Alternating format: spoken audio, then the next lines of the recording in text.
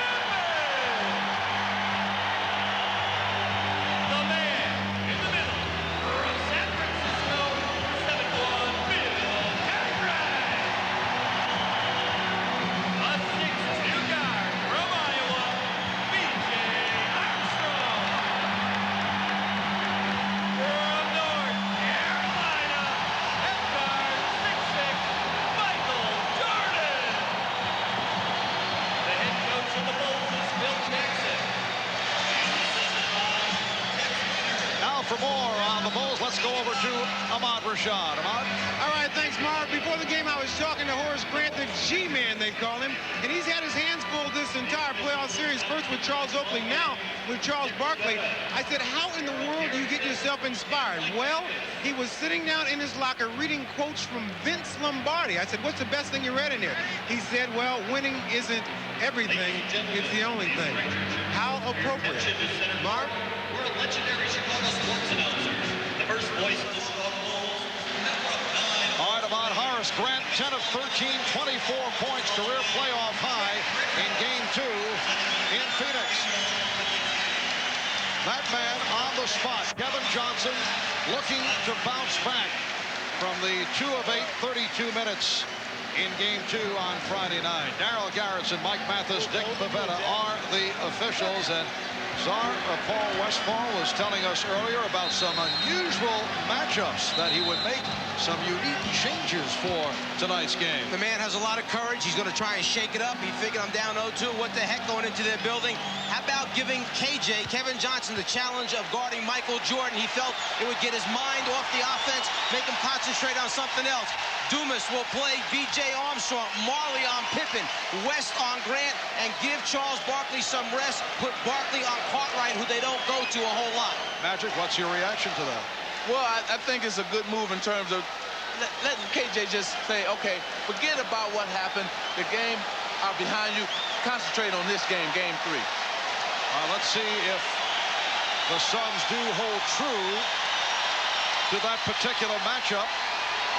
A matchup, I would think, that would lead to the club running better than they have the first two games. They're hoping that because that's not a normal matchup, they'll be able to sneak guys out, and that Chicago will have a tougher time picking them up in transition, which may open the game up for them a little bit. All right, Pippen opens up. Rebounded by Barkley. And Barkley tried to slice through. And the Suns have opened up with the unusual matchup. Cartwright guarded by Dumas. He goes right at him. Barkley with the rebound. Charles wearing the elbow protection. And you see, because of the way they matched up, Michael Jordan winds up on Kevin Johnson right now. He has to pick him up in transition. Now Marley posting up. Armstrong gets help from Cartwright. Marley for Dumas to the reverse. Richard Dumas had the excellent first game in this series, then sat out most of the second half in game number 2.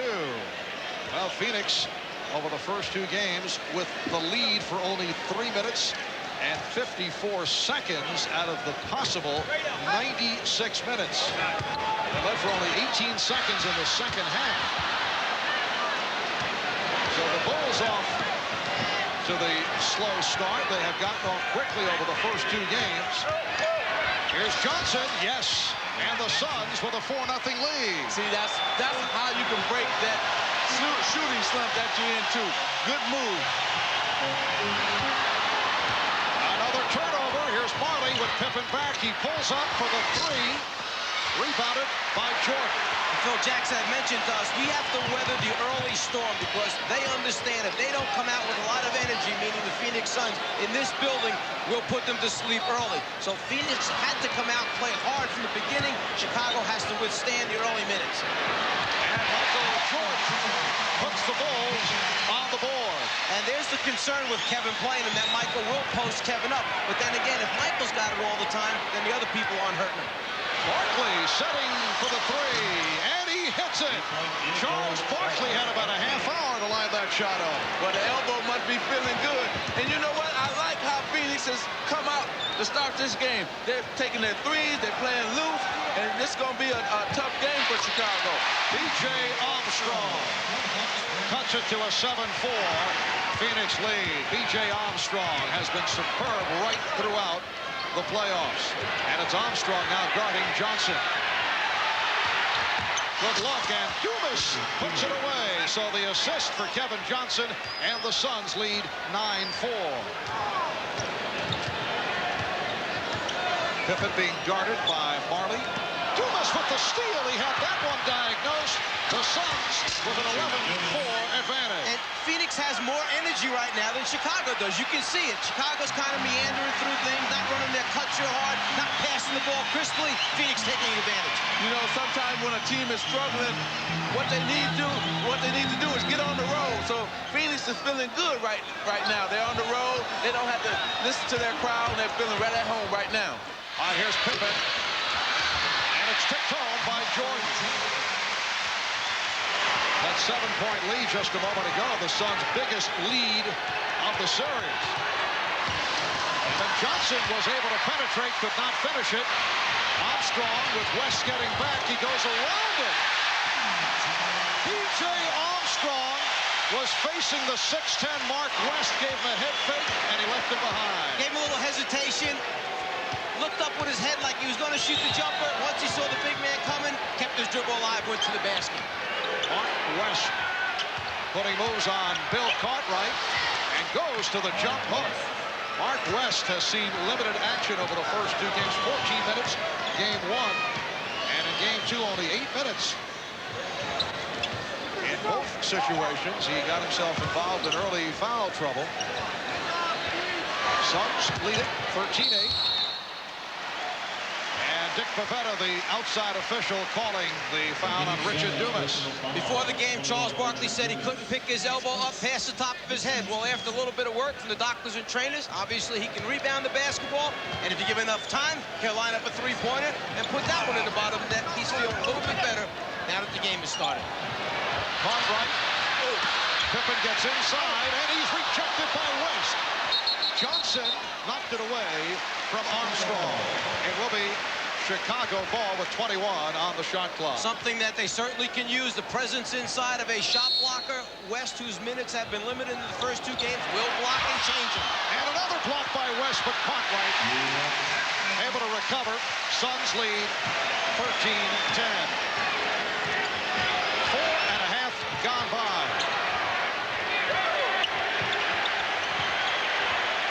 Dumas. And Grant fires down to Armstrong. Grant could not complete it. Grant following up, not able to hit. And it's the Suns back to the offense. Barkley being guarded by Grant. Jordan over to help. Jordan playing halfway, giving Marley lots of room as Barkley puts on a gorgeous move and draws the foul. So Charles Barkley will go to the line.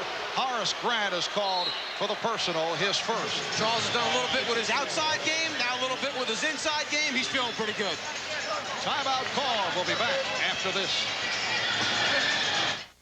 This coming off the sensational performance Friday night, 18 of 36, 42 points, 1 assist away from a triple-double. And Phil Jackson revealed to us just moments before the game that Michael was not exactly feeling 100% on Friday.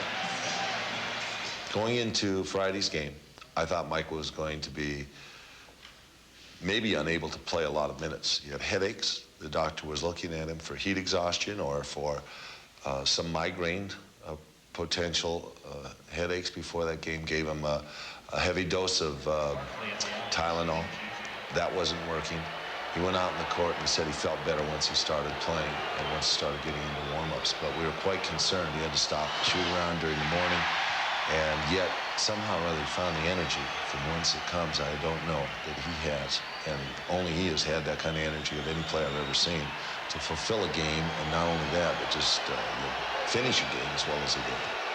I asked Phil, was it perhaps the pressure from all the off-the-court publicity, the Atlantic City journey during the Knicks series, or the book that was released concerning his golf betting? He said, no, he played too much golf in Phoenix under 105-degree temperature, and perhaps that's how he got the headache. West with the rejection. That rejection is number 25 now in the series for the Phoenix Suns. And gosh, thinking about that statement that Phil Jackson just made, I hope Phoenix wasn't listening to that, because he only had 42 points, 12 rebounds, and 9 assists in that last game. Not feeling well.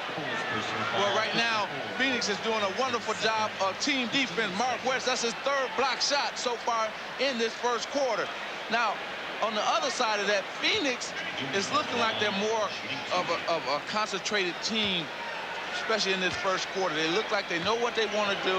They're playing better team defense than I felt they had to do, and they're going out playing a good game so far.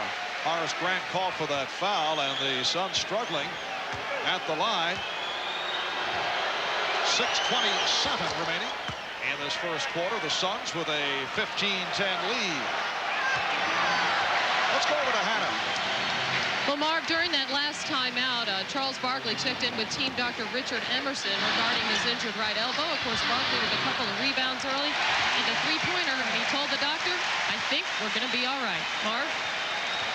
All right, Hannah, Bill Cartwright taking a huge number of shots in the early going. He's 2 for 7 from the field. That sometimes is a 2 or 3 game total composite for Cartwright. And Barkley is stopped. Hello, this is meteorologist Scott Mayo in the TV 13 Weather Center with a look at our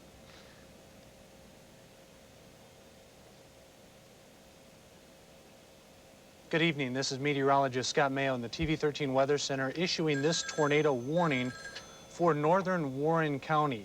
At 6 p.m., spotters located 15 miles south of Des Moines reported seeing funnel clouds in the sky just to the northwest of Indianola. This tornado watch is as the buzzer sounded. You see, what I think Phoenix needs to do, especially when they want to go into Charles Barkley, is do what Chicago do with Michael Jordan. Run a play away from him and then bring it to him. Let him be like the second option, but really he's the first option. But run the play away from him, then bring it to him. And you saw Scott Williams over at the scorer's table getting set to check in for the Bulls' first substitution. Jordan changed his mind. Armstrong now working the right side. And Barkley able to rebound. The Suns 15 and the Bulls 14. Just under 5 minutes remaining. First quarter. Kevin Johnson. And the call is last touch by Jordan. So Phoenix maintains possession. It will be a combination of Scott Williams and Stacey King replacing Bill Cartwright and Horace Grant. Grant with the 2 fouls did not score. Cartwright leaves with 4 points.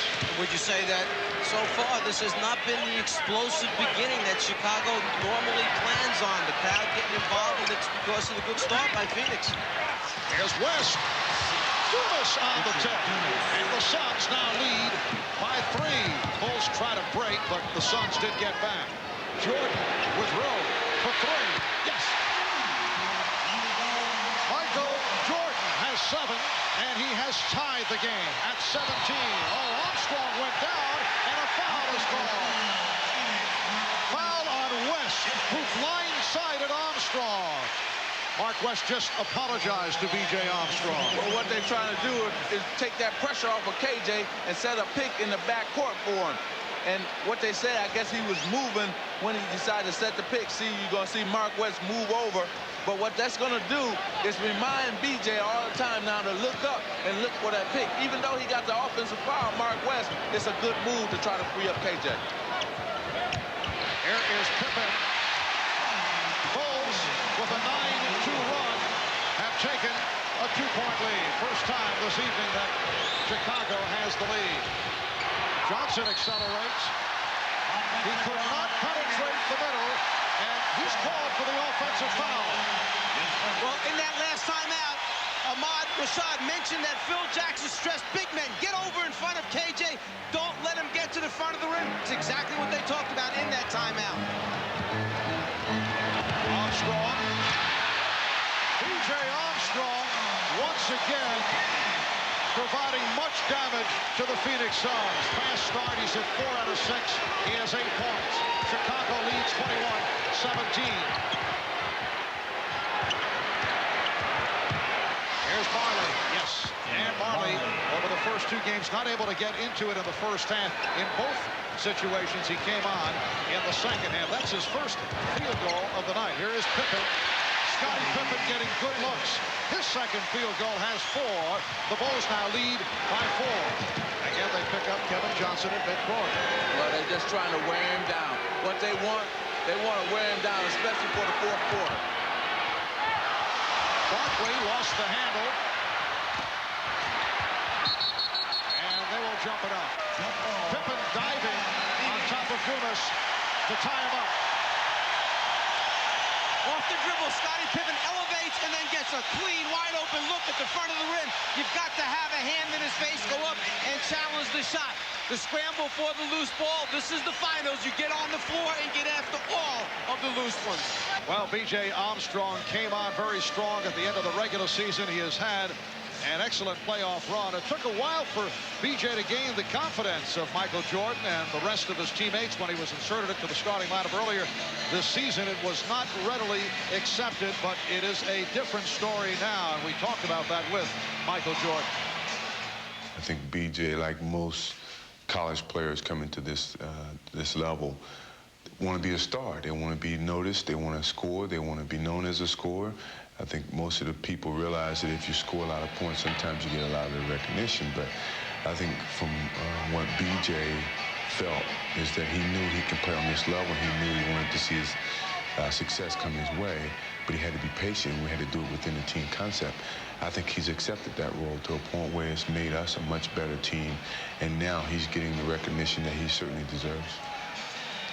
B.J. Armstrong, first-round draft pick of the Bulls back in '89, and is... A tornado warning has been issued for Warren County. If you live in this county, take shelter immediately. Stay tuned to News Center 13 for more information concerning this severe weather. Know that KJ's playing Michael. We could go to it all the time, but that would take the other guys out of the game. They don't want to do that. They'll get to Michael eventually.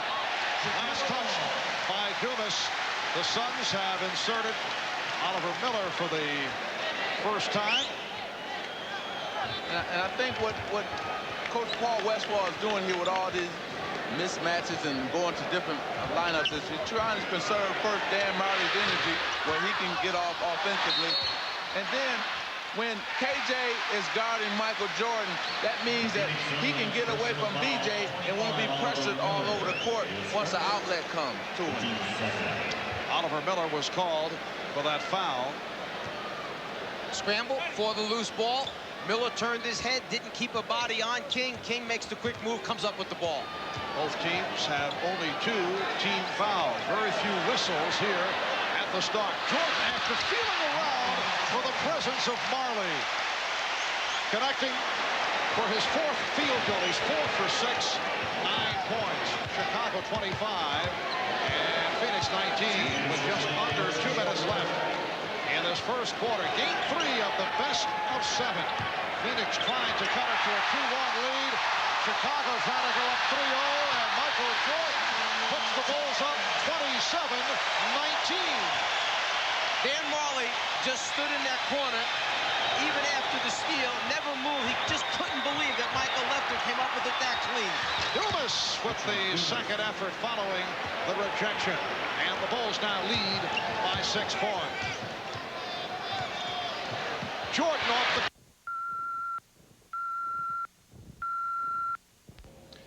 Good evening. I'm meteorologist Scott Mayo in the TV 13 Weather Center. We'd like to relay this information to you. A tornado warning is in effect until 7 p.m. for northern Warren County, and also a severe thunderstorm warning for Ringgold and southern Union County until 6:45. Earlier at 6:26, storm spotters reported a storm with extremely heavy rain and rotating clouds 12 miles south of Des Moines along Highway 65-69 in northern Warren County, where the Middle River crosses the highway.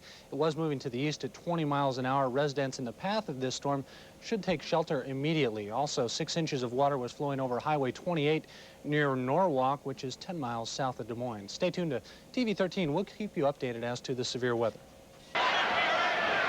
Dumas, Barkley, Miller on the front line. Marley and Johnson in the backcourt with 1 minute left in this first quarter. Dumas stripped. Jordan knocking it away.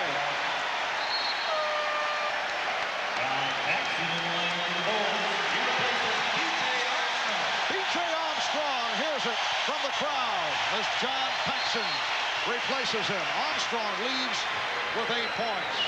And another outstanding effort. Holding foul called on Paxson.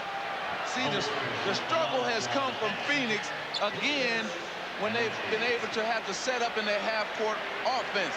You know, when they were running up and down, getting steals, getting dunks and layups, it was because of their transition game. Now they're back into their half-court game, and they've not been able to score in that half-court offense. Mark West getting ready to return. Bulls 29 and the Suns 22. Here's West, who earlier had 3 blocked shots. Charles Barkley will get a rest. Charles has not been effective. 1 of 4, 4 points, along with 5 rebounds. Is this a vote of confidence by Paul Westphal that KJ has been on the floor the entire quarter? No one's come in for him? You're on the road now.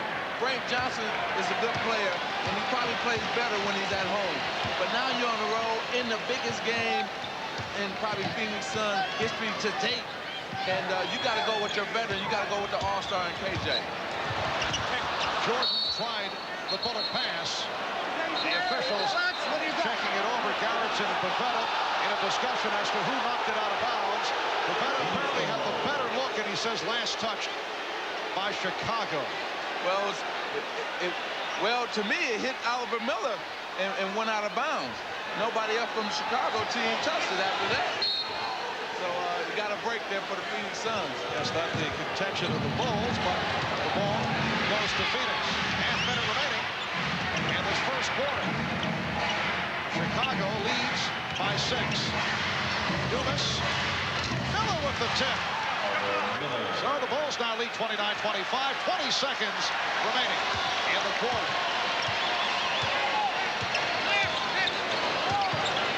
Pippen saw the opening and lost it. say offensive foul.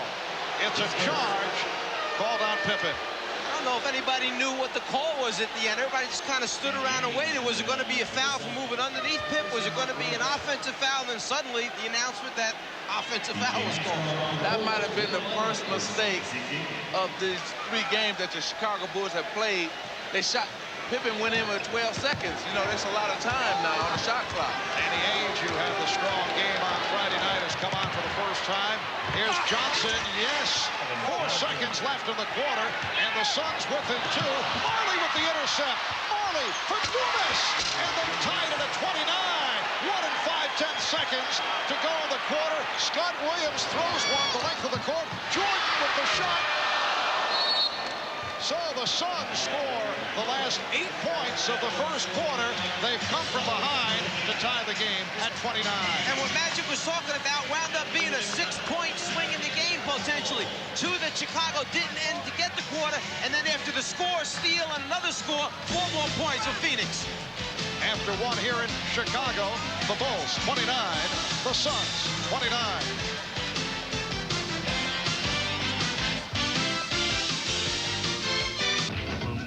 A dream I move. A dream I grew. Like Mike. If I could be like Mike. I'm gonna be like Mike. Like Mike. If I could be like Mike. Oh, be like Mike. Like Mike. If I could be like Mike. Be like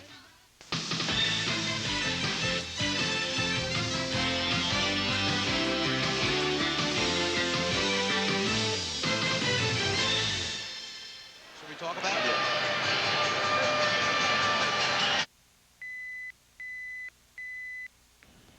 A tornado warning has been issued for Warren County. If you live in this county, take shelter immediately and stay tuned to News Center 13 for more information concerning this severe weather. Should have just held this basketball. His team was leading 29-25. If they score the last basket, they're up 31-25, up 6. But by him going early, it gave a chance for Phoenix to go down, score, steal the inbounds pass, score again, and you wind up with a 29-29 basketball game to end the first quarter. I know when I was with the Lakers, if I had to turn that ball over or shot it during that time, Riley would have met me at half court and been screaming and hollering all the way at me. Second quarter is underway. Grant back in there, rebounds. Trent Tucker has come on for the first time. So a 3-guard alignment for Chicago. Jordan, Armstrong, and Tucker, along with Williams and Grant. Armstrong is open for 3. 11 for B.J. Armstrong. And the Bulls lead 32-29. Tom Chambers has checked in. Chambers up front with West,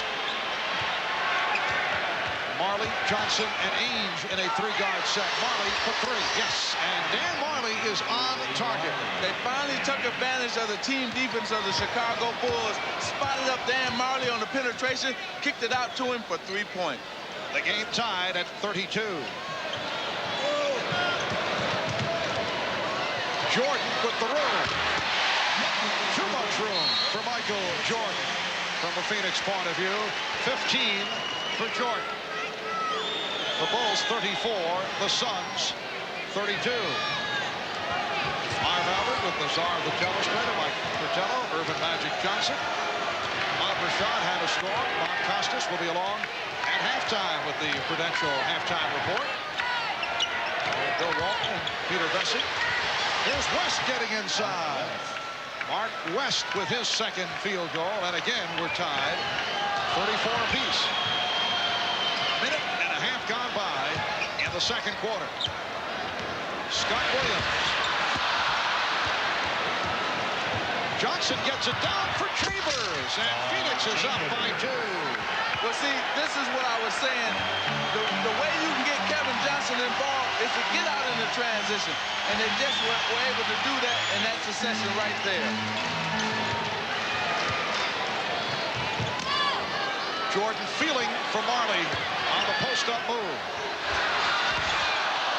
Rebounded by Scott Williams. Scott Williams so instrumental off the boards in Game 1. Did not show up in the numbers as dramatically in Game 2 on Friday, but played well. Horace Grant from deep. That his first field goal. The Bulls and the Suns tied at 36. Mike Mathis with the whistle. Well, what happened was, Marv, that Tom Chambers and Williams got into a pushing match, and he wanted to just stop the game and say, look, clean it up before I throw one of you out or both of you out. Settle down tight. Stop it. Kevin Johnson with 5 assists. Just the best he's played in the series. Chambers. Tom Chambers off the bench to hit a couple, and the Suns now lead 38-36.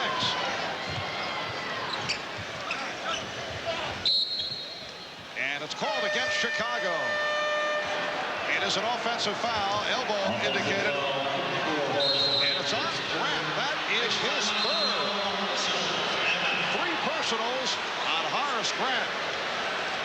One of the reasons why Phoenix is shooting 57% in this game is they've gotten many more easy scores as compared to the first 2 games where they shot just 46% combined.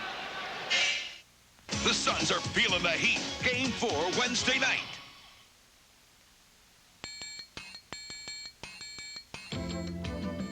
BC is brought to you by American Honda, who has been making quality cars in America for the past 10 years. By the people at Nike, who encourage you to just do it. And by Coors Light, the Silver Bullet is the right beer now.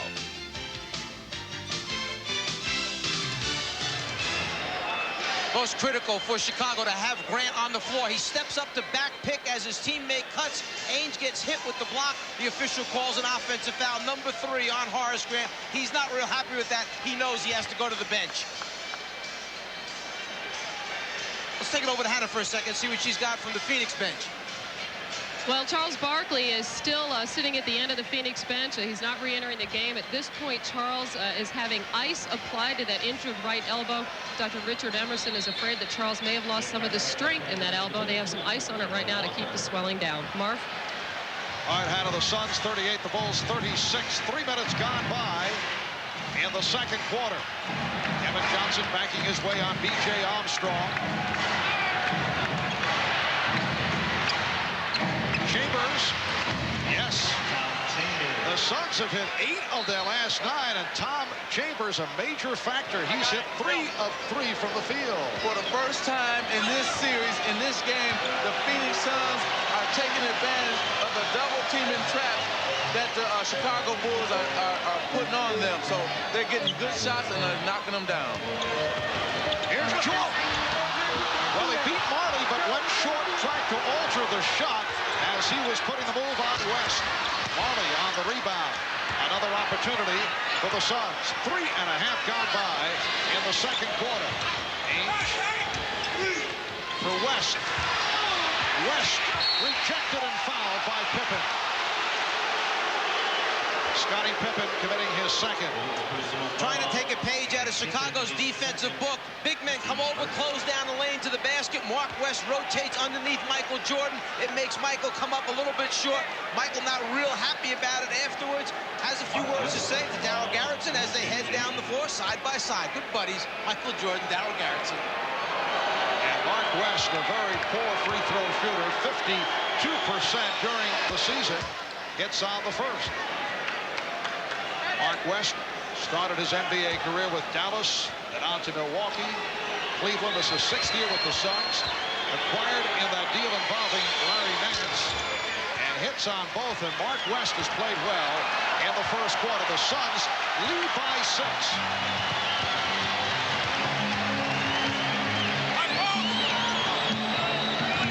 Ainge over to double up.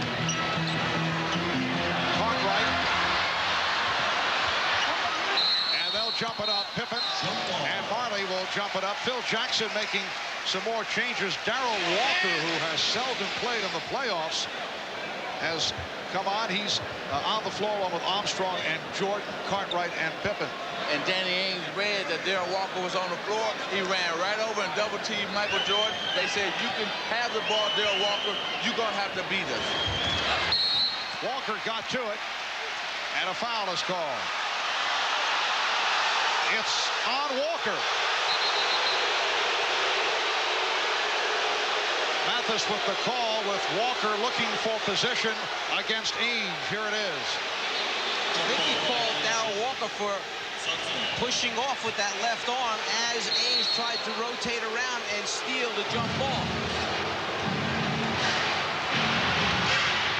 6 unanswered points by Phoenix for the 6-point lead. Kevin Johnson goes all the way. It will not count. Offensive foul. For Kevin, his second personal.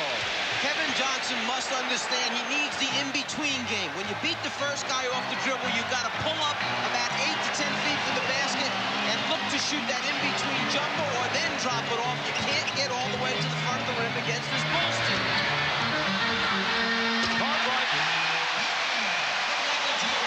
Bill Cartwright in the right spot for the ricochet. The Suns lead by 4. They probably won't give Michael Jordan an assist on that, but he's the one who tipped it to Cartwright. He knew it the whole time what he was doing when he went up for that rebound. Ainge guarded by Walker. Shot clock at 6. West backing Cartwright, and a foul on Cartwright. Not allowing West to get position, but called for the personal. Well, right here, you're going to see that first Bill Cartwright has 2 hands in the back, and that's what the call was, 2 hands in the back. You're not allowed this year to have 2 hands in the back. Non-shooting foul. Second team foul called on Chicago.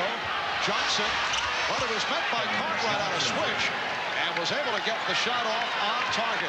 The Suns playing well, lead the Bulls 44-38. 5 minutes and change gone by in the second quarter, and a pushing foul called on Phoenix. It's on Ainge. Going back to that KJ play, if Phoenix want to get him more shots, more involved, still run Bill Cartwright in the pick and roll because he will not come out and challenge KJ.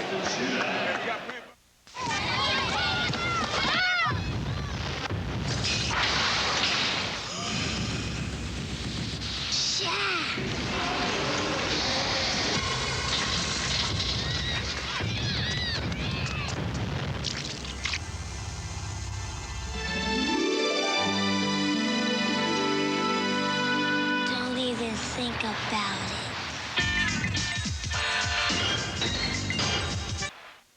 Ken Steffes and Karch Karai, the reigning kings of the beach. Volleyball's brightest stars are out to knock them off their throne. The Miller Lite Chicago Open, live next weekend on NBC. Ahmad Rashad back in Chicago Stadium. Now, last week there was a bit of a controversy in Phoenix. Some of the players were wearing this T-shirt. Now, they weren't wearing it because they were feeling cocky, but they were looking for a rallying cry. But Phil Jackson said, wait a minute, it's a little bit too early for you guys to wear that shirt. So they took it off and they put them on ice and probably had a good time. As you can see, Phoenix is saying that maybe you won't wear these at all. Back to you, Marv. Yes, Phil did not want to show the overconfidence. Long way to go in this series. Charles Barkley looks to make his way back. Charles Barkley played only 11 minutes. 1 for 4 from the field, yet the Suns are up by 6 with Barkley sitting down, and he's bothered by that injured right elbow. The Suns have outscored Chicago 23-9. The reason for that was, Marv, because the Phoenix Suns players were not standing around watching Charles Barkley. They were moving without the ball, and getting themselves involved in the offense. Armstrong off the weave set up by Chicago that has been so effective, and the Suns now lead by 4. Yes, Magic, that's the downside. Of course, you'd rather have Charles Barkley in the lineup. We're talking about the league's most valuable player, but at times with the back-end moves, and he does hold the ball too long as Kevin Johnson is able to hit, and there was more movement with Phoenix over that period when they outscored Chicago 23-9. Yeah, you definitely want him on the court, but if the team is playing well without him, that was a smart move by Paul Westphal to leave him out and let the team continue to play well without him. Here's Pippen. Now Scottie Pippen has been off. Pippen is 2 of 7 from the field. But another opportunity for Chicago. Barkley runs in to Cartwright and picks up his first foul. remember what Mike Fratello was talking about right here. KJ pulls up early. He did not go in to get that offensive foul, and he makes the basket. So KJ must have heard you, Mike. That in-between game, you have to have that if you're a guard that penetrates, because they'll eventually close down the path to the basket. It's kind of interesting, that start by Phoenix of KJ on Michael, got him off. Now they're back to a normal straight matchup of KJ on BJ. And Pippen, trying to save that pass that went astray, stepped out. So Phoenix will get it back. BJ coming off the screen, set by Pippen, throws back a little bit behind where his teammate was. The turnover takes place. Johnson out guarded by Tucker, goes to the left hand, beautiful move. Kevin Johnson at his very best, off the crossover, beat Trent Tucker, and the Suns showing much life, now lead by 8 points. Well, because of KJ is showing life. He's making smart decisions. He knows when to drive, when to penetrate now. And the basket right there by Armstrong. Armstrong has 15, Suns 48, the Bulls 42. Chambers guarded by Williams. And pass by Chambers. Armstrong for Tucker, spots up for 3. Yes. He's a hired gun. That's why they brought him here. Open the game up. Get behind that three-point line with Pippen and Jordan having the ability to penetrate. Just stand back there, Trent, shoot the open shot. Yes, they wanted Trent Tucker in the... That's an offensive foul. They wanted Trent for the Craig Hodges role, but he has not been consistent with the shot. It's also very difficult because if he misses 1 or 2, he usually sits down, does not get the other opportunity. Danny Ainge holds that screen, sticks the hip into B.J. Armstrong, trying to come over the top of it a little bit too long. The offensive foul is called. B.J. Armstrong knows that. He stuck his nose in there, took the punishment. Scottie Pippen bringing Chicago within 1. Suns have led by as many as 8. We're coming up on 4 minutes remaining in the half. Kevin Johnson, rebound, Scott Williams.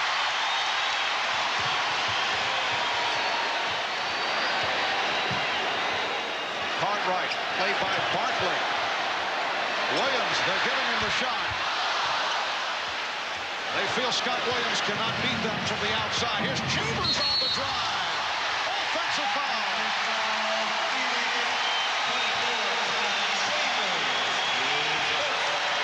Chambers actually thought he was going to the foul line. He thought first the ball was going to fall in, and then he was going for a three-point play attempt.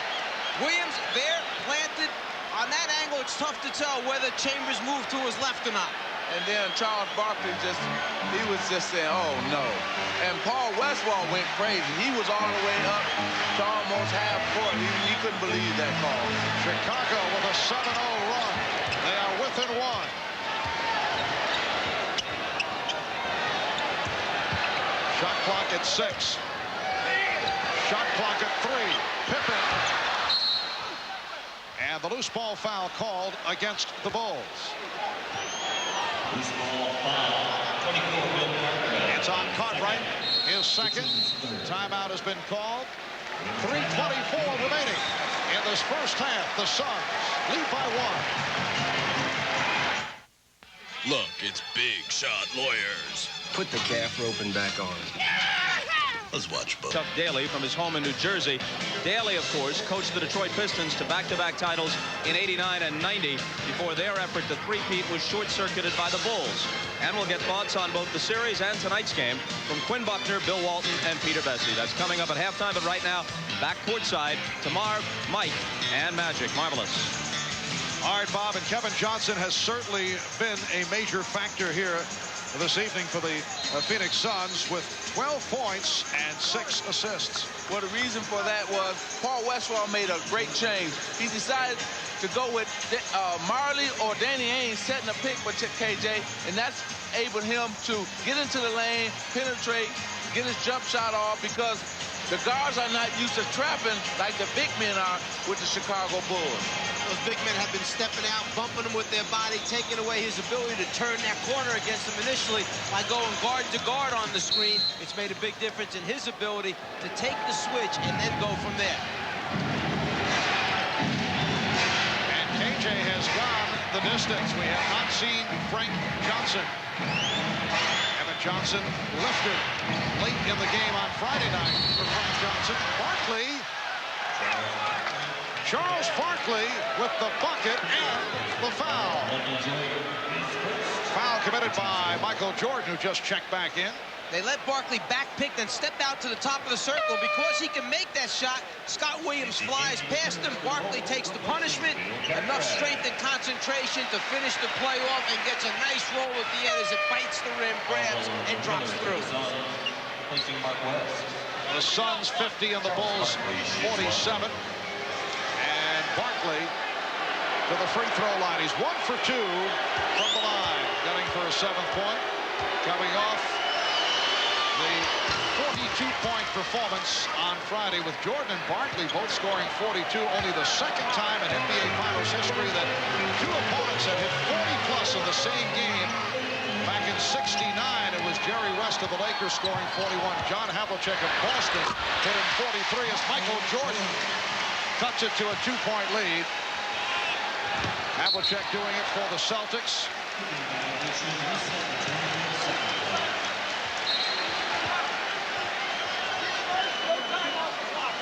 Well, here's that out-of-bounds play, and you can see that Scott Williams dove there and knocked it out of bounds. But this is the first time we've seen full-court pressure by the Chicago Bulls in this game. I saw a moment ago that Chicago has not shot one free throw to this point in the game. During the regular season, they were 26th, next to last in the NBA free throw attempts. They averaged just under 24 free throw attempts a game. So having none at this point, though, still a bit unusual. And Phoenix 7 of 9 from the line. Johnson just did get it across. Dumas. Crowd wanted to travel on Dumas, and then he lost possession. Jordan for 3. Michael Jordan hitting the three-pointer, his second of the night, and he has 20 points for the game. Bulls lead by 1. Bulls have hit 4 out of 6 from downtown. Here's Marley for 3. Yes. And Dan Marley hits again. That is his second three-pointer. 8 points for Marley. Suns with a 54-52 lead. And Michael Jordan was really upset. He switched on KJ. BJ was supposed to play Dan Marley. And a good basket there by Scottie Pippen. But BJ was supposed to come out to the line and play Marley, and he didn't, and that's why he got that three-point shot. Opening up the offensive arsenal, Michael Jordan stops behind the three-point line and shows that he has the range today, and then Dan Marley comes right back and answers with a 3 of his own for the Phoenix Suns. A little bit of outside handoff action. Pippen knows he draws contact, so the only concern then is get it up on the rim. Maybe something good will happen. Pippen fouled by Dumas, able to hit the free throw. He's turned it around from the 3 of 9 from the line. One delay of game. Warning is called. Bulls by 1. Again, pressure. Suns able to handle it. Dumas trying to elude Jordan. 10 on the shot clock. 1:40 to go in the half. Barkley is fouled. Charles looked like he hurt the elbow. Richard Dumas tried to put the ball over the top of Michael Jordan's head, which many players will use and get the defensive guy to turn around when you suddenly put it over. Michael never went for the fake, came right back, and here it is. He tries to put it over his head. Michael says, I'm not going to go for that one. He's talking to him right now. Barkley 2 of 3 from the line.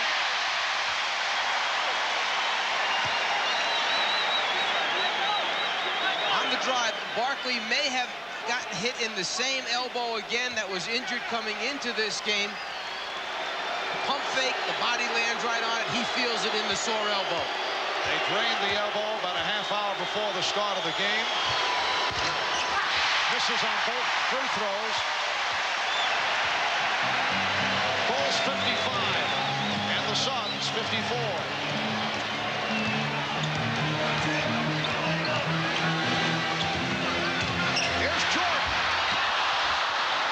Michael went to the left hand, could not put it down. Dumas is fouled by Armstrong. Oliver Miller coming over, challenged Michael enough to break his concentration. Michael thinks he's going to go with the left, but that long, outstretched arm makes Michael bring it down just long enough to fall short. And then KJ sees Dumas running down the court, and only thing BJ could do was foul him. Dumas now 2 of 3 from the line. Richard Dumas, the rookie from Oklahoma State, 71% free throw shooter. Phoenix 56, Chicago 55. 1:10 left in the first half.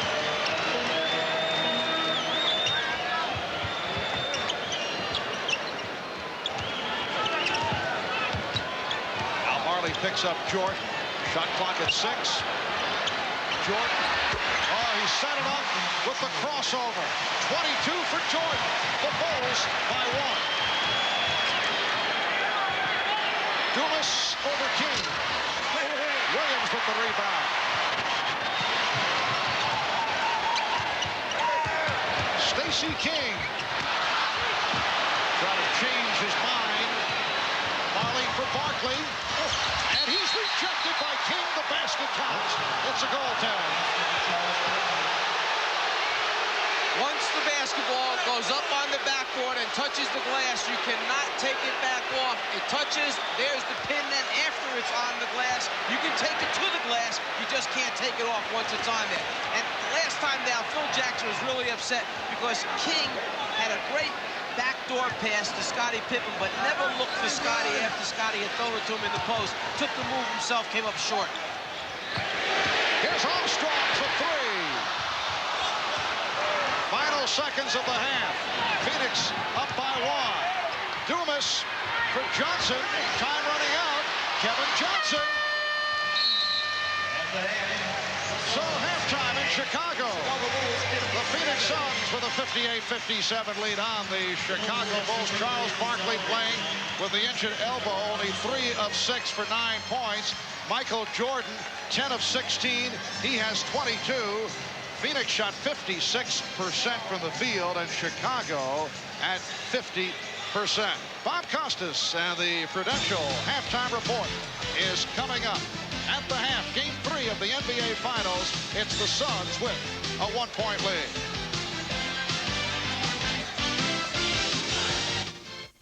The 57, Quinn Buckner joins me atop Chicago Stadium here. This reminds me a little bit of Game 6 last year between Portland and Chicago. You know, the Bulls were up 3-2 coming back from Portland.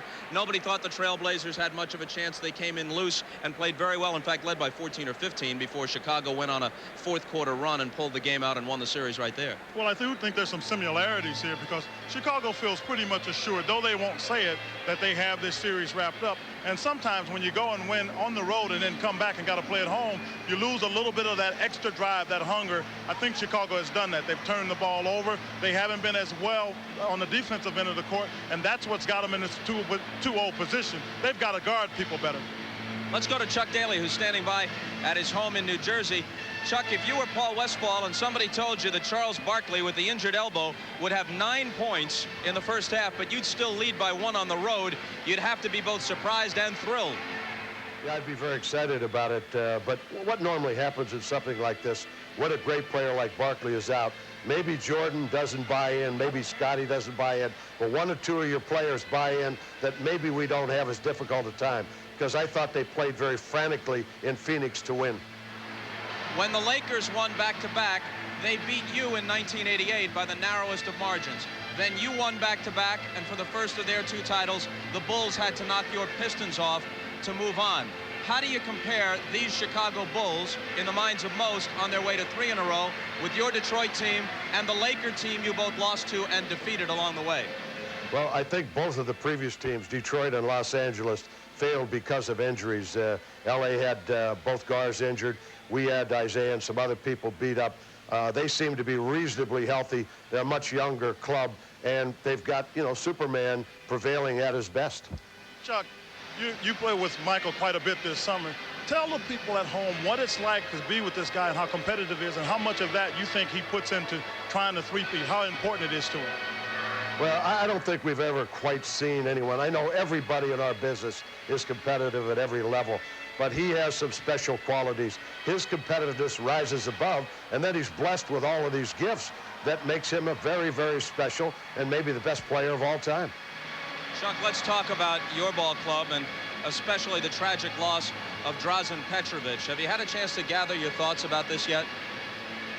Well, a little bit. At first, when it hits you, you don't want to believe it. And then a certain amount of despair and distress and depression sets in. Then the realism starts to envelop you and your organization. We're having a commemorative situation tomorrow night in New York. We need to get the grief behind us as an organization.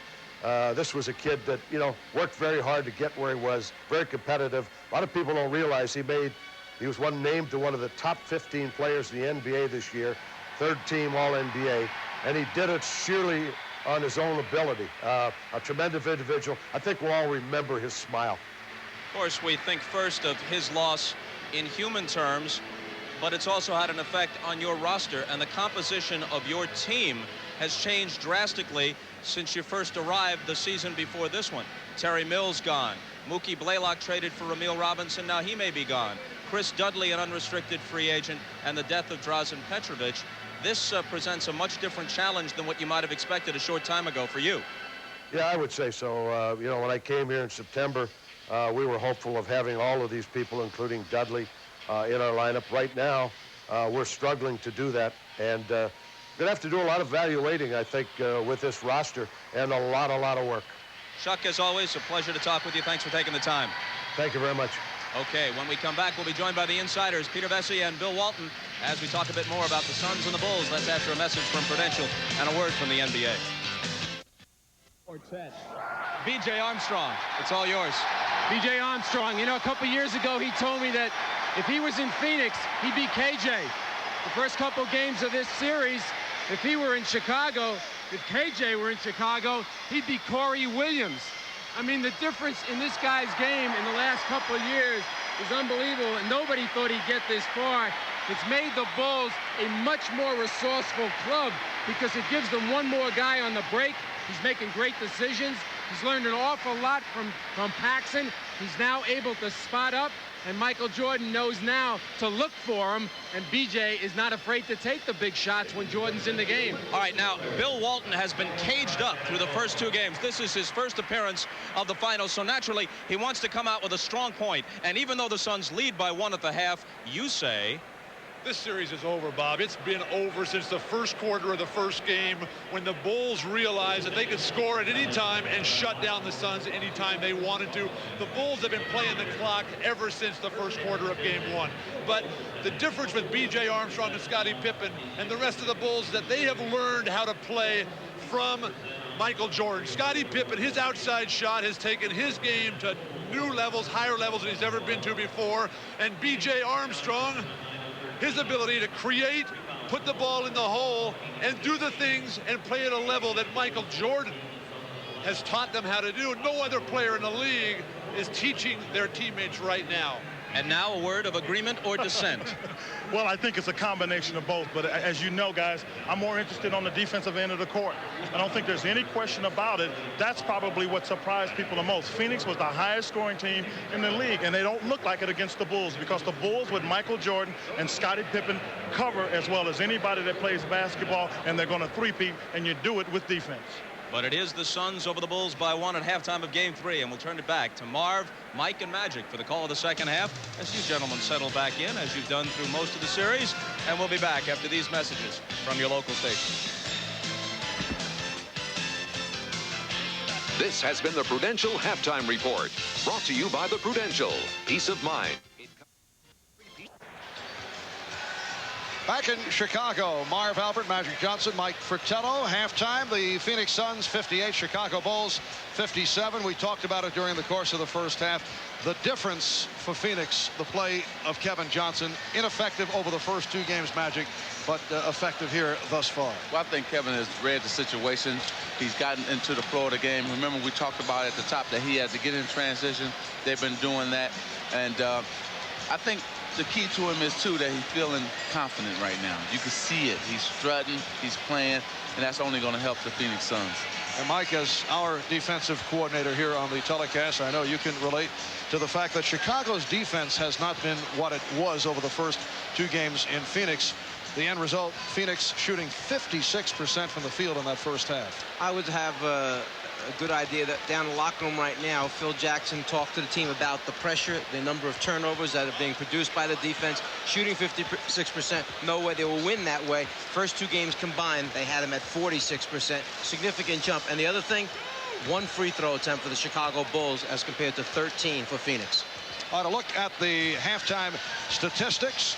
Tonight's Miller Genuine Draft halftime stats. You see the shooting. Phoenix 23 of 41 for the 56%. Chicago at 50%, 26 for 52. And Michael Jordan leading the way, 10 of 16. He is the high point man with 22. And Mike, as you mentioned, the disparity at the free throw line. Phoenix 9 for 13, and Chicago going to the line only once. And look at Charles Barkley, bothered by the injured elbow, 2 for 5 for 9 points. Let's go over to Hannah, who was alongside Phoenix coach Paul Westphal. Well, Paul, you predicted that KJ would come alive in this series, and certainly he did today. He played the entire first half. Is he going to go the distance, play all 48 minutes? I'll probably have to rest him there sometime, but KJ's too good a player to stay down long, and we knew he'd come back. The Bulls aren't shooting well, but they're staying in this game with the offensive boards. They have 11 offensive rebounds. Did you talk about rebounding at all? We always talk about rebounding. They did a great job, and BJ hit some big shots for them, but I like the way we're playing. You pleased with the way the team has responded with Charles Barkley only with 9 points and some significant time on the bench? Well, we have a good team besides Charles, and he's hurting right now with his elbow, but he's finding other ways to help us, and our other guys are playing well. Okay, thanks, Paul. Good luck in the second half. By the way, Marv, I talked to Charles and asked him how he was feeling. He said, I'm not hitting my shots, but I'm hanging in there. Marv? All right, Hannah, Barkley played 18 minutes in the first half, 3 out of 6 from the field, a total of 9 points. Suns lead by 1. We'll be right back. They lead by 1. Earlier, we showed you that Phoenix over games 1 and 2 had led for only 3 minutes and 54 seconds total time the first 2 games. Well, tonight, they have had the lead for what this is worth, 15 minutes and 20 seconds of the 24 minutes in the first half. Playing from behind all the time, so obviously Phoenix very happy with the way this first half has gone. But Phoenix has to be happy because they've been doing it on both ends of the court, especially on the offensive end with Kevin Johnson leading the way, but also some other guys that stepped up their game. Dumas is playing a solid game, as well as Mark West playing a good game defensively. Yes, West with 6 points, but he's contributed in the block shot department. Dumas high man for Phoenix with 15 after seeing limited action in the second half on Friday night. Richard Dumas 6 of 12 from the floor. Charles Barkley testing the elbow.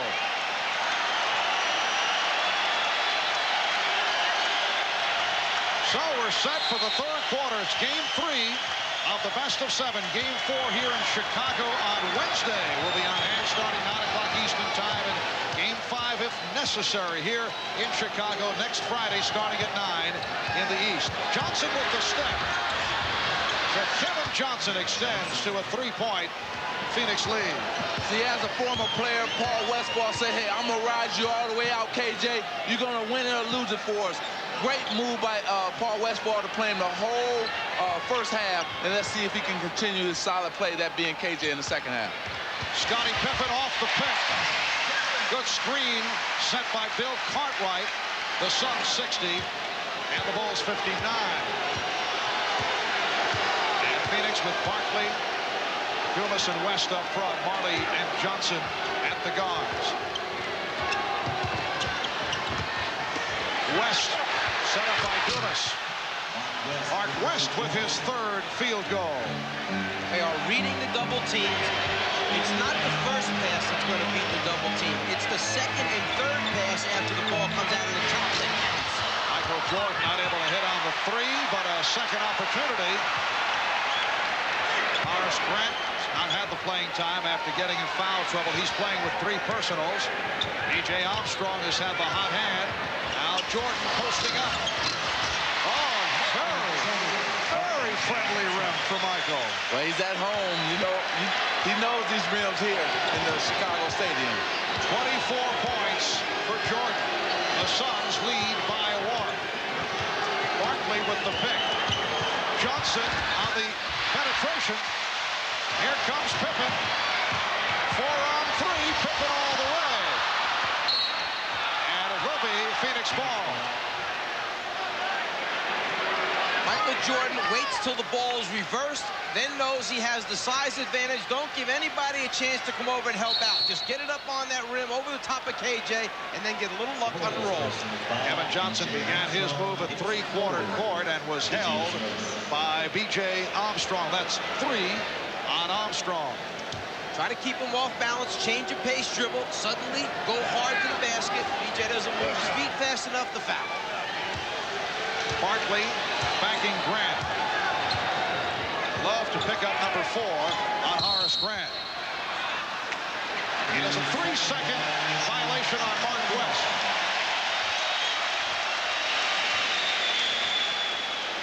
I'm not sure that everybody is happy with that call after the 3-second whistle. Charles Barkley, a little bit of frustration shown.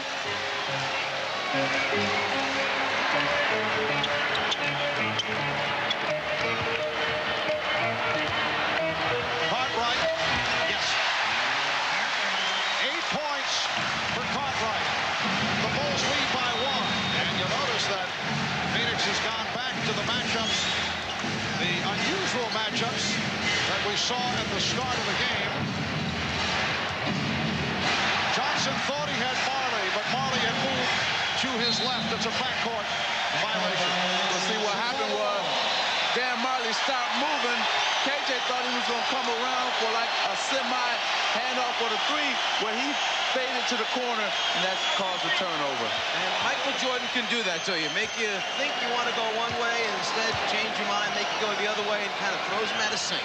4th turnover committed by Kevin Johnson. Cartwright. He was looking for a foul. Dumas tried to save it, but stepped out. Bill Cartwright not happy with that last sequence. He thought there should have been a foul called and had some words with Darryl Garrison. And the matchup continues. Barkley and Cartwright. Charles at about 6'4" going up against the 7'1" Cartwright. Michael Jordan off. He thought he was fouled. Well, he was hacked by Marley.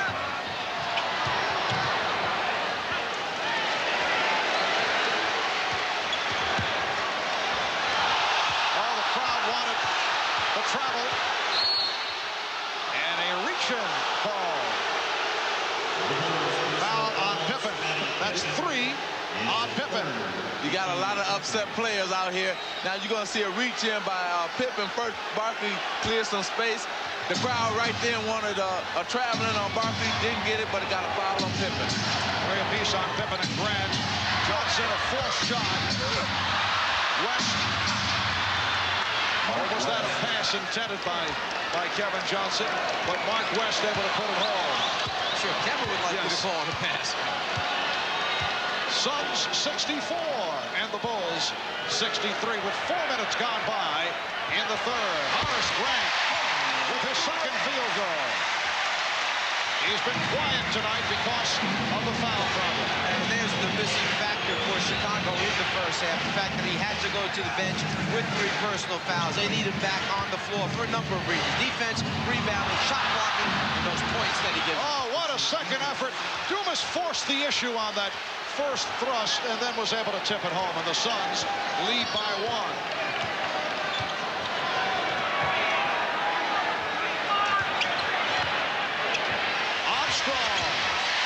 He is is on fire.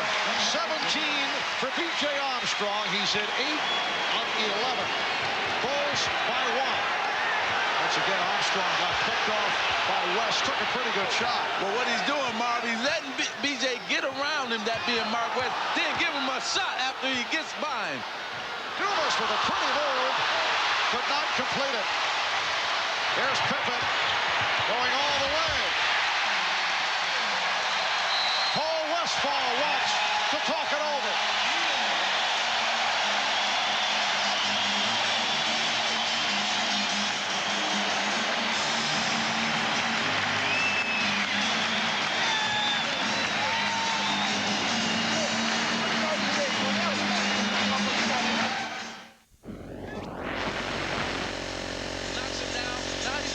And pressure KJ, and the crowd is upset because this shot right there by that right elbow by Mark West, every time he sets the pick on BJ gets a shot afterwards. How about the combination of Armstrong and Jordan? They've combined 19 for 30 from the field for a total of 41 points. Here's some light pressure shown by the Bulls.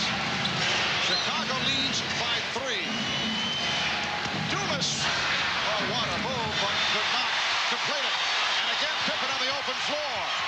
Jordan for 3. Michael Jordan with his 3rd three-pointer. The Bulls lead 72-66. 6:25 to go. 3rd quarter. Charles Barkley obviously not himself. Playing in pain with that injured right elbow. Shot clock at 2. Marley fires and hits. 3-pointer from beyond area code range for Dan Marley. What a shot. It reminded me of the one when he hit 8 in the game against Seattle. The same thing happened. He got a long 3. Here's a pretty fast break right here. Michael Jordan spots up for a 3. Pippen recognized. Michael knocks it down. Then Marley comes right back and a deep 3-pointer. Good. We see that same thing happen in the first half. Jordan hits a 3. Marley comes right back and hits a 3 at the other end. This is like you do what I do it. Ricky Dumas called for that foul, a non-shooting foul. For Chicago with the new 24. Scottie Pippen is 6 of 14. Barkley.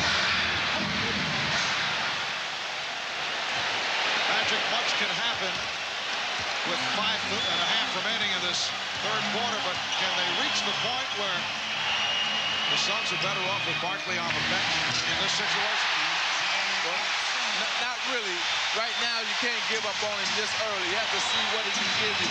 I still say put him on the block, post him up, and then let the double team come. They've been effective with him passing out of the double team. Let's see if that happens here. Here it is with Barkley trying to back in and then throws it back out. Marley had it knocked away by Pippen. To show you how much Charles has been bothered by the elbow, he's been averaging just over 20 shots a game in the playoffs. In the 19 playoff games up to this point, or 20 playoff games up to this point, he has only 7 shot attempts. Like you said, use him as a decoy. Put him down there. And that time, if Marley would have thrown one more pass to the deep right corner, he had an open teammate. They're just giving up on swinging the ball one pass too early. Tom Chambers has checked back in along with Danny Ainge, who gets right to it, hitting the 3. And Phoenix is 5 for 6 from downtown. The Bulls 74, the Suns 72 with just under 5 minutes remaining in this 3rd quarter. Grant played by Barkley. Pippen. Scott Williams with the rebound. Horace Grant. Bulls by 4.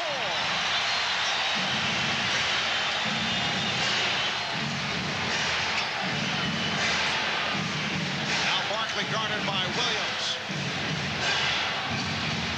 Barkley, yes. Nice move by Charles Barkley. He now has 11, and the Suns are down by 2. Madge had to find a way of getting himself a little bit of space to get a look at that, so it took a couple fakes either way, then the step back to get it. Watch this battle under the glass between the two stars. Charles Barkley, Michael Jordan under the basket. As the shot goes up, Jordan keeps it alive by jumping in. Barkley then turns and boxes him out hard at the end. Grant getting good position, and he's pushed from behind. Pushed by Barkley using both hands. Exactly. You can't do that this year. You cannot put your hands in the player's back. They made that rule up way before this season, and it's taken a lot of post play away from a lot of players, especially on the defensive end. Just under 4 minutes left in the third. Chicago with the ball. They lead by 2. Pippen. Oh, rejected. Chambers over to help. Got a piece of it. Here's Chambers. Met by Jordan. And a foul. Michael Jordan committing his second. You don't see Tom Chambers block too many shots straight up, but when you let him come from the offside, rotate over defensively, he'll get one occasionally. Then Jordan goes for the swipe right there, a little bit too much arm. Third team foul on Chicago. Phoenix with 2. Barkley working down low. Pippen with the block. Pippen got a piece of it. Scottie Pippen has come up with a number of key block shots during the playoffs. Jordan. Johnson wanted a run, but the Bulls got back. Now Johnson to the left hand. Too much dribble. Kevin Johnson coughed it up. Here's Pippen. Foul. It counts.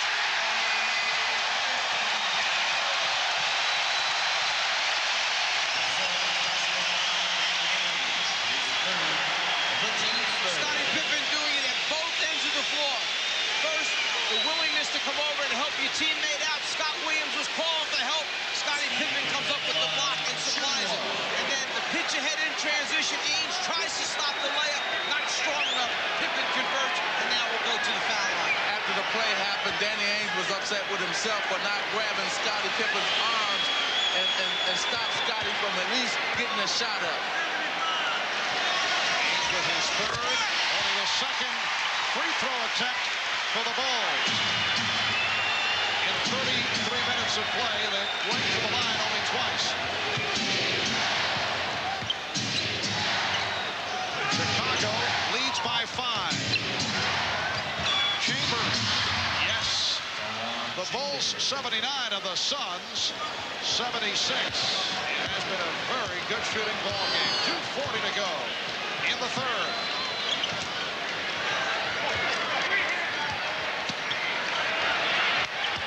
Pippen putting the move on Marv. Grant able to hang in and then deflected it out of bounds. The Bulls call for time with 2:25 remaining in the third. Came up with a block shot. Remember, Scottie Pippen has done it in the category of block shots. Big ones against Charles Smith at the end of Game 5 in New York. And the other day in Game 2, the block on Danny Ainge, 3-point attempt with 26 seconds remaining. And the block on Barkley as he got a piece of it for his third rejection of the night. So Scottie Pippen doing it in all departments, although he has not shot well. He has 16 points along with the 6 rebounds and 3 block shots. Bulls with a 79-76 lead. It is Phoenix ball with 2 minutes and 15 seconds left in the third. Kevin Johnson with a good-looking drive. Johnson has 16. It is a 1-point Chicago lead. Now, with those replays, we made Scottie Pippen look like a shot block machine. During the regular season, he had 73 in 81 games, so not quite 1 per game.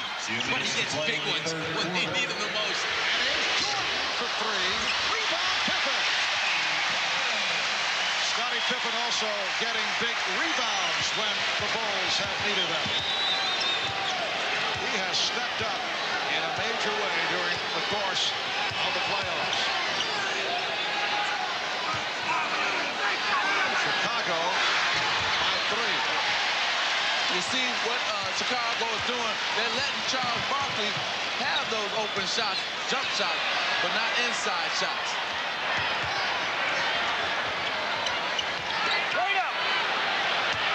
Shot clock down to 7. Jordan gets inside. Pippen on the follow. He's got Danny Ainge guarding him. That's the reason why you see Pippen around the glass. Last time with an offensive rebound, this time on a post-up. Chicago, as we said last game, one of the smartest, if not smartest in the league, as Marley hits a three-pointer. They see the mismatch. They go to it, the Chicago Bulls. Dan Marley on fire from three-point land. And the Bulls now lead 83-81. That's 4 three-pointers for Marley. And the ball goes back to Phoenix with 44 seconds left in the quarter. With Ainge trying to guard him, Pippen goes to the offensive boards. He's trying to do the things that he can do to help the basketball team win. Marley for three again. Dan Marley, who hit 8 in one game against Seattle for an NBA playoff record, has just hit his 5th. And the Suns lead 84-83.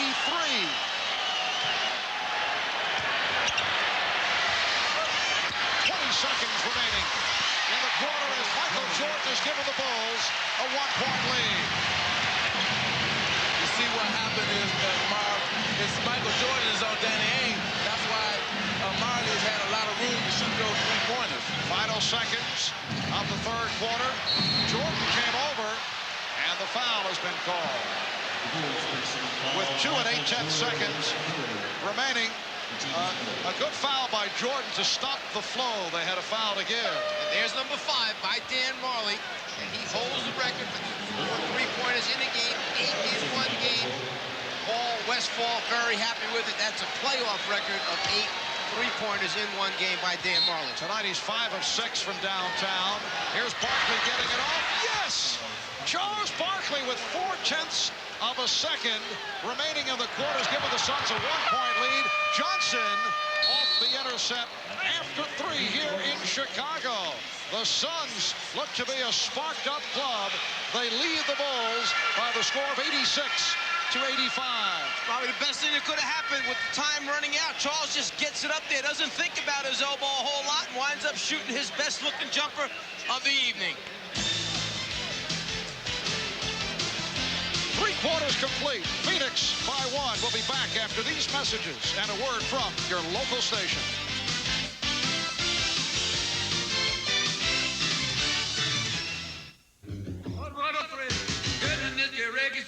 Balls of fire.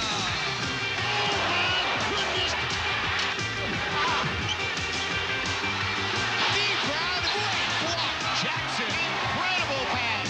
Come on, baby, drive me crazy. Goodness gracious, balls of fire. John and Lisa premieres Monday on NBC.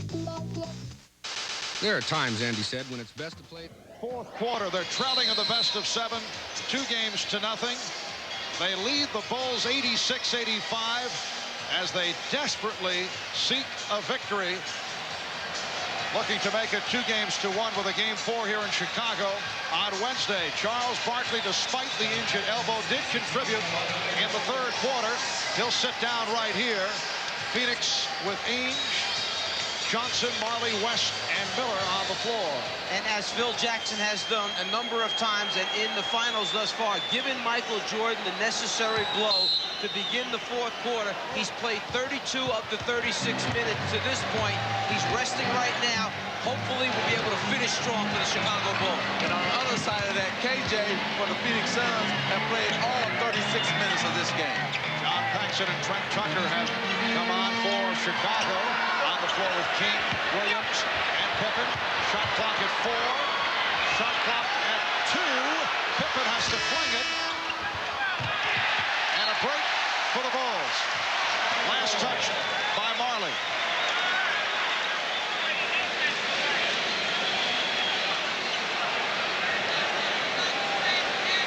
Chicago with the new 24.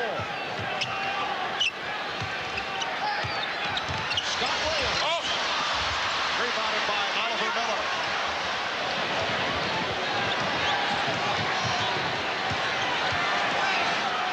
Kevin Johnson. 18 for Johnson. I look for Kevin to go for his offense right now because he has a strong man guard in him and Trent Tucker to watch him going maybe into his offensive game. Suns 88, the Bulls 85. Michael Jordan sitting it out right here. He'll be ready for the stretch run. Jordan, the high man, with 29. Holding foul committed by Trent Tucker. Actually, neither one of these guards in the backcourt should be able to guard KJ off the dribble, whether it's Trent Tucker, who has to hold so he doesn't get down the lane there, or if it's Paxson. If they create the situation for him, KJ should be able to get the step to get by him. Then what happens after that, that's what remains to be seen. 6 assists for Kevin Johnson, all in the first half, along with 5 turnovers. And Johnson was fouled by Paxson. See, this is the move. This is a great move by Coach Paul Westphal. Look, I got my quickest man out on the court, and they have 2 slow guards on the court. We're going to go at those slow guards. Here's a replay here where Paxson couldn't do anything but grab him, but I like this right here. Plus, Kevin is feeling it. He wants to redeem himself for those other 2 games, and he's having that opportunity right now in the fourth quarter. Magic, they've gone back again to setting that screen with different personnel.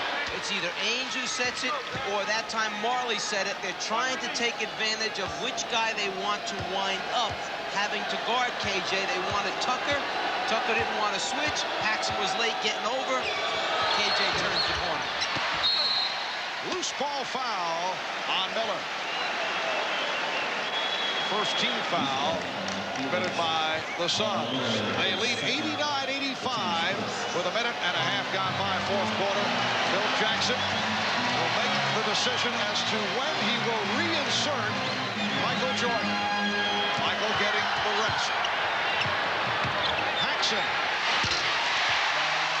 Suns 89, Bulls 87. Paxson hitting on his first field goal attempt. With the pick for Kevin Johnson. Yes. Kevin Johnson has hit on 9 of 14.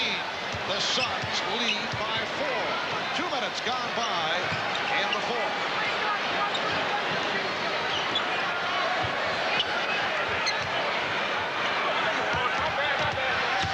Scottie Pippen. Again, the Bulls control the offensive board. King rejected. Johnson fouled by Paxson. Paxson called for his third. 9:41 remaining of the fourth. Timeout taken. A little warm-up. Games 1 and 2 in the first quarter, averaging 5.5, then 9 points per quarter. And second and third quarter, he's averaged 13 points in the fourth quarter of games 1 and 2. He is about to make his way back onto the floor after sitting it out. I talked with Michael earlier about what the mindset is as he looks to take over in the fourth quarter of games. You can sense that the opposition is a little nervous, a little tense, inexperienced, and you've been there before, so that experience and that maturity has helped out a whole lot. That now you got to go in for the kill. And Magic, you have been there before on several occasions. Well, that's the winning time, what I call it, and that's when you have to take over as a player and try to win the game almost by yourself, and that's what Michael has been doing. Daryl Garrison calling the foul on Oliver Miller, his third. As they try to come around for an outside handoff, Miller turns the body, and it's enough to be called an offensive foul as Tucker tries to get over the top. 9.5 left in the game. Suns 91, Bulls 87. Jordan is back. He and Paxson and Tucker at the guards with Grant and King as the big men. Shot clock at 7. Jordan. Grant with the rebound. And Ainge gets to it. Crowd wanted a foul with Grant hitting the floor, but the Bulls continue to dominate the offensive boards. Good look from Kevin Johnson. He's fouled by Horace Grant. That's 4 on Grant. That happened because Grant was on the ground at the other end of the floor. After he goes up and gets the rebound and starts to go back up and the shot is blocked, he lays there West takes off and goes down the floor. He's trying to catch up, but they catch him too late. West with the shot attempt gets fouled. And that is team foul number 4 for Chicago, while the Suns have only one. Mark West, not a good free throw shooter, although he hit his first 2. Here's Charles Barkley replacing Oliver Miller. Phoenix went for a stretch there with their 2 big men, Oliver Miller and Mark West, their 2 best shot blockers. West had 103 shot blocks for the regular season. Miller, in much fewer games, had 100 block shots, and they changed a lot of the Chicago attempts. Plus, Phoenix slowed the game down. See, they're taking the crowd right out of this game, and they're doing a good job on their execution on offense as well. Jordan slicing his way, and he's fouled, and he took a pretty good shot. Did not appreciate it. They called an open floor set. Phil Jackson motions with his arms out wide, which means spread the floor, and you give it to Michael. He gets a full head of steam coming at you, and it's hard for the defense to close back down. As West came over, Jordan was poked in the eye. Well, he didn't like it up until he saw it with Charles Barkley. He said, okay, I'm going to let it go this time. That being Michael Jordan, he just said, okay, I'm not going to say anything. Well, we talked about that right before game 1. How friendships can play out during the course of a series. You mentioned the example of you and Isaiah Thomas, people checking you out. Teammates wanted to see if you would allow Isaiah to drive the lane. Would you knock him down? Well, Charles with a hard foul on Michael Jordan. But they know that they can be friends after this series is over, but not right now. Johnson set up by Barkley. Kevin Johnson has dramatically turned, and he's given the Suns a 94-88 lead. It's exactly what Magic talked about. Post Charles up. All he needs is 1 or 2 dribbles to draw the double team, then pass. And here comes Johnson. Goes a 1 for 9 in the 4th quarter. Ainge pushed. Michael Jordan called for his 4th foul. And it also puts the Bulls over the limit. Sometimes a little bit of frustration can set in when you get to the front of the rim and you just don't get the roll. You're not able to convert the basket attempt. And then in that case, it sets Phoenix off to do what they like to do best, and that's get in transition and run. See, this is the best I've seen the Phoenix Suns play in the playoffs. And I was wondering when that Phoenix Suns team was going to come back and play like they did during the regular season. And in this game, they're playing like they did in the regular season. They're running, gunning, shooting, playing freely. And that's why they're leading this ball game, because they're playing at their pace, which is the fast pace. B.J. Armstrong checking in and hearing it from the crowd as Trent Tucker departs. So it's Armstrong with Paxson and Jordan as they stay on the 3-guard alignment. Danny Ainge, one of the best free throw shooters in the league, 85% during the season. And the Suns now lead 96-88. I think Phil Jackson has his 3-point assault team out there. Give Jordan the ball, put Paxson and B.J. on the wings, see if he creates some shots for them. Suns have outscored the Bulls 10-3 in this 4th quarter. 4 minutes gone by. Shot clock down to 6. Shot clock at 3. Jordan for 3. Way off, forced into a very difficult shot. Barkley pops it down. Ainge shooting for 3. Yes! Danny Ainge converts from downtown, and the Suns lead at 99-88. The Bulls take a timeout with 7:33 remaining in the 4th quarter. Takes a lot of courage, and Danny Ainge is not afraid to take a big shot. Instead of taking it to the hole where you get a higher percentage shot, he steps back behind the 3-point line. Barkley, who fired the outlet pass, loves it. And the Bulls are now trailing by 11. What if my face wasn't on TV every other second? What if there wasn't a crowd around every corner? What if I was just a basketball player? Can you imagine it? I can.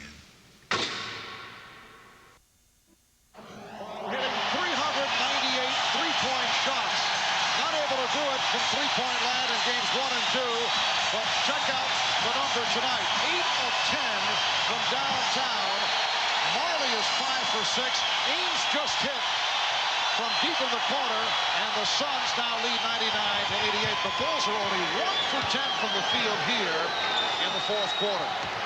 Well, I'm going to say something that fans probably can't relate to, but this is a more relaxed Phoenix Suns team than they were at home.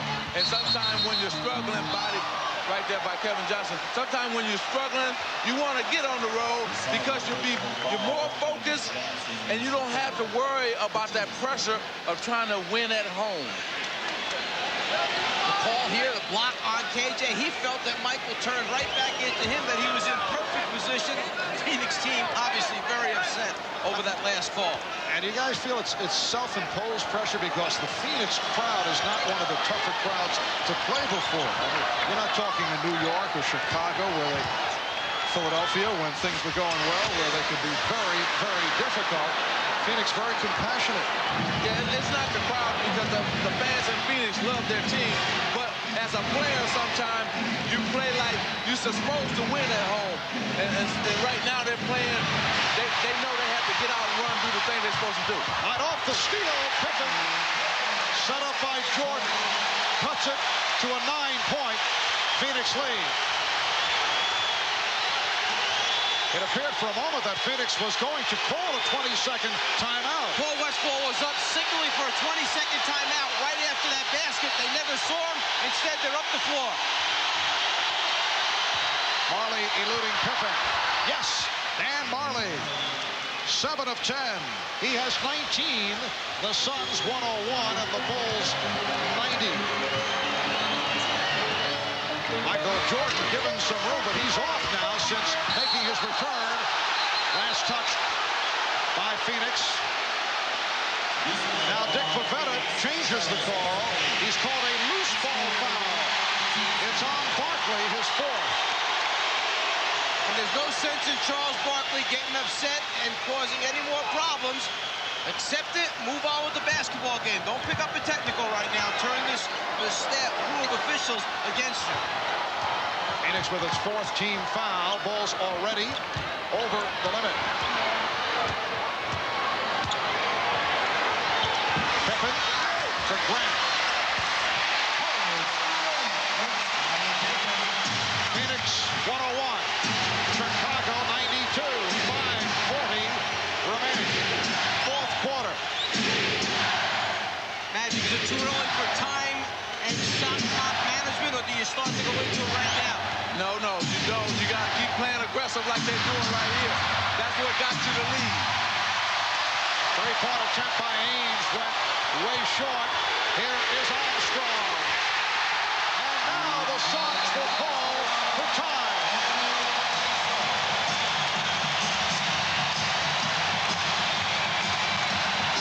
Phoenix by 7 with 5:14 left in the game.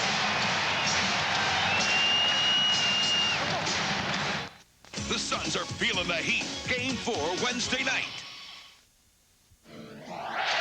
This Miller moment takes us back to the 1980 finals when a rookie named Magic Johnson was forced to play center for the injured Kareem Abdul-Jabbar. The end result, 42 points, 15 rebounds, 7 assists as the Lakers beat the Philadelphia 76ers. 4 games to 2. Magic became the first rookie in NBA history to be named the MVP of the finals. Magic, what stands out most about that game? Well, I think what stands out most is that I sat in Kareem's seat, rode all the way. I said, never fear, Kareem will still be here. Not expecting I would have that many points in the game, though. And in recognition of that moment, Miller Genuine Draft donates $1,000 to the Thurgood Marshall Scholarship Fund. The Suns lead by 7. They've led by as many as 11. Just under 5 minutes to go in the fourth quarter. Barkley to the fadeaway. Rebounded by Pippen. The Suns desperately trying to get back into the series. Michael Jordan is now 0 for 5 in the fourth quarter. So Michael has not, to this point, been able to take over. Phoenix very lucky. Barkley's late on the rotation. He should leave and go earlier. He comes over late. But because Michael brings it down, he's able to get a piece on the way back up again. And Jordan 3 of 13 from the field in the second half. Marley steps back.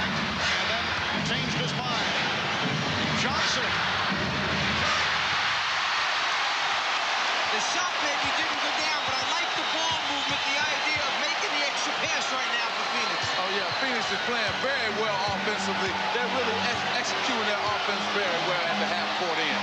Suns by 7. Jordan going left. Phoenix 101. Chicago 96. Just under 4 minutes remaining in the game. Suns desperately trying to get back into the series, trailing 2 games to nothing. Chambers facing a double team. Chambers lost it. Pippen with the stutter step. Pippen recovered by Williams. Magic, I think they've got to take KJ off of Mike. I don't think they can keep going with it down the stretch here. They try to post up. Jordan stopped. Chambers over to help. Jordan thought he was fouled.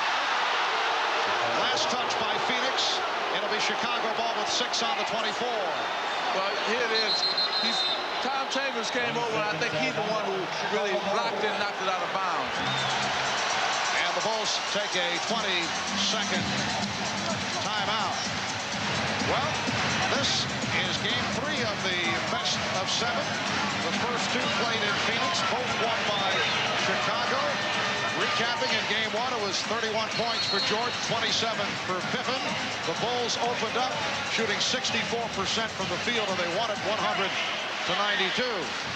And then game 2 on Friday night, 42 points apiece for Jordan and Barkley. Pippen had a triple-double. Jordan was 1 assist away from a triple-double, and the Bulls won it in a terrific game, 111-108. And here tonight, the Suns have led most of the way, despite the fact that Charles Barkley has played with an injured elbow. Kevin Johnson has turned it around, and Pippen could not find anyone, and to avoid the 5-second violation, he has taken a full timeout. Let's go back to that last shot by Michael Jordan, which he felt he was fouled on. Phoenix saw the post-up. Chambers came over right away to double team, and as Michael releases, it looks like Chambers does hit him just below the wrist area. So the Bulls have 2 timeouts left. The Suns 3 and a 20. All right. At least his hands were comfortable.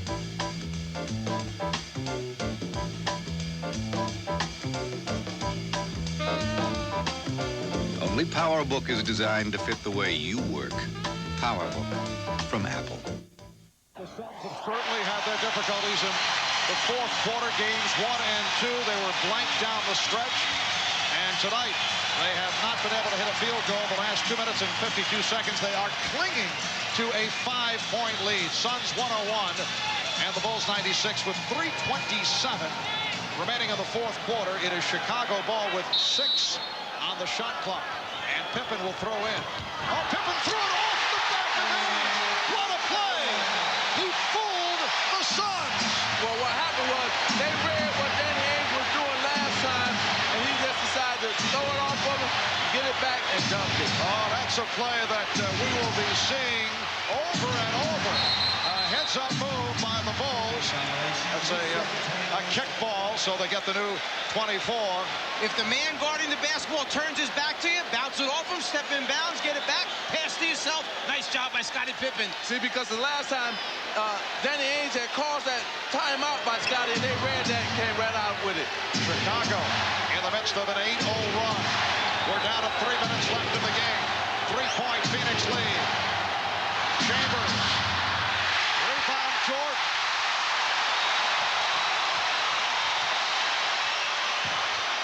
Jordan with the pull-up. The tip by Grant. Horace Grant brings Chicago within 1. Magic said it before. You've got to continue to play to win. You can't play not to lose. You have to assert yourself, still be aggressive, get good shots, and execute. Barkley to the reverse. And Charles Barkley did execute to give the Suns a 103-100 lead.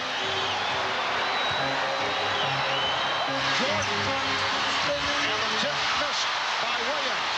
Barkley protecting that rebound. You can lose possession of the basketball. You keep swinging those elbows. You've got to be careful.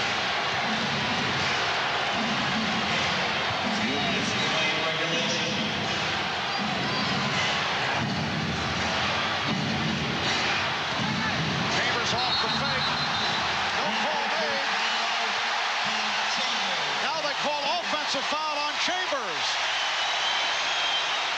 Chambers does a good job ball faking. You know he's going to drive right. That's where he wants to go all the time. Pippen anticipates it, slides over in front. And here's Barkley's reaction. I don't know if he was reacting to the call, but what happened was he wanted Tom Chambers to kick it to the open man with a Pippen had left. Suns lead by 3. Bulls trying to make it 3-0 in the best of 7. Suns trying to cut it to a 2-1. Chicago lead with Game 4 coming up here on Wednesday night. Minute 35 to go, fourth quarter. Jordan sets up Grant. And the foul.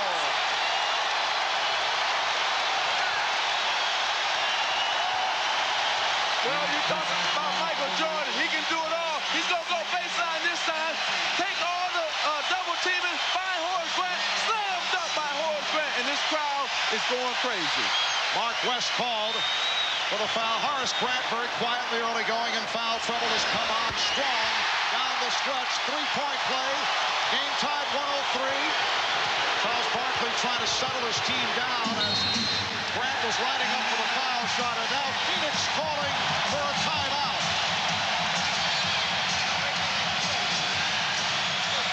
A minute 27 remaining in the fourth quarter. It's the Bulls back from an 11-point deficit, tying the game at 103. NBA titles.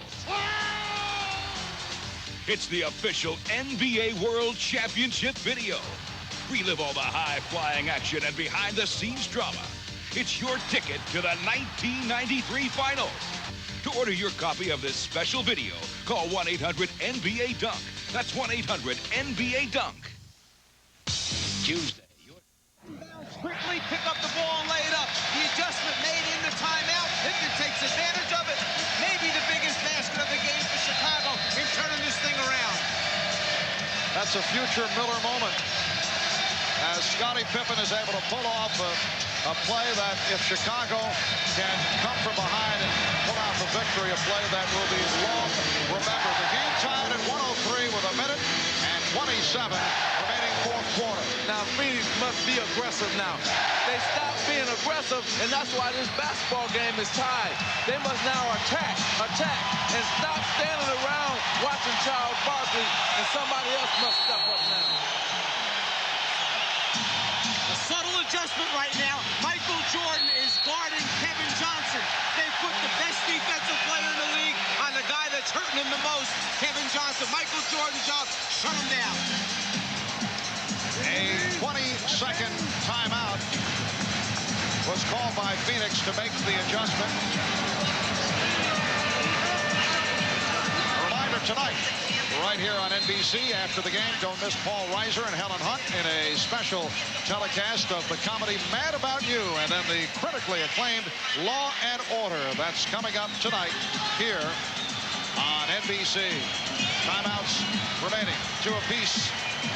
Phoenix and Chicago each have their 2 full timeouts left, and Marley will throw in once again.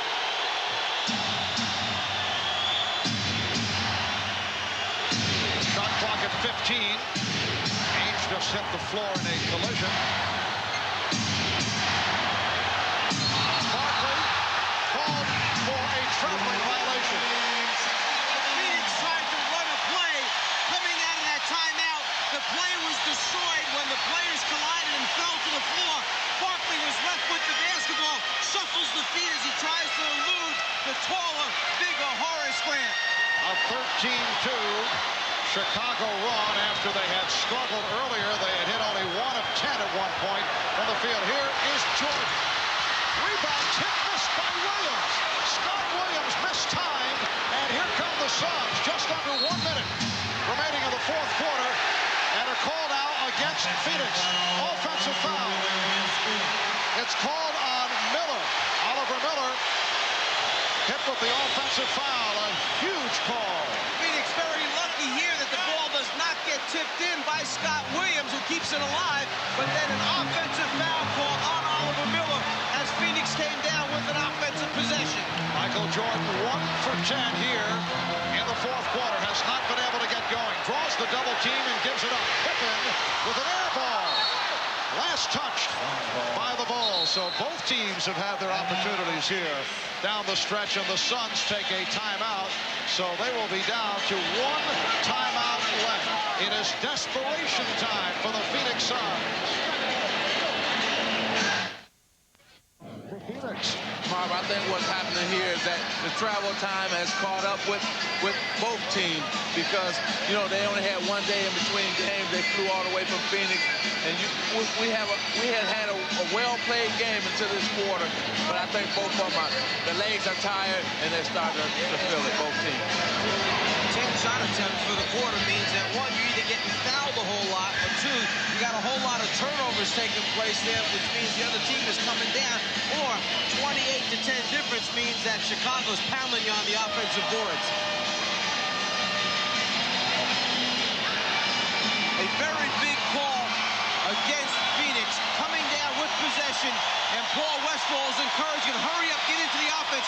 The left elbow in the lane area by Oliver Miller against Stacey King, called for the offensive foul. This capacity crowd urging the Bulls on. 35, 7/10 seconds remaining in the fourth quarter. The Bulls and the Suns tied at 103.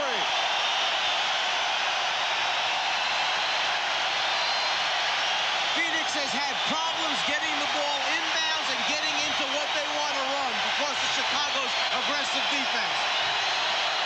Ames will throw in.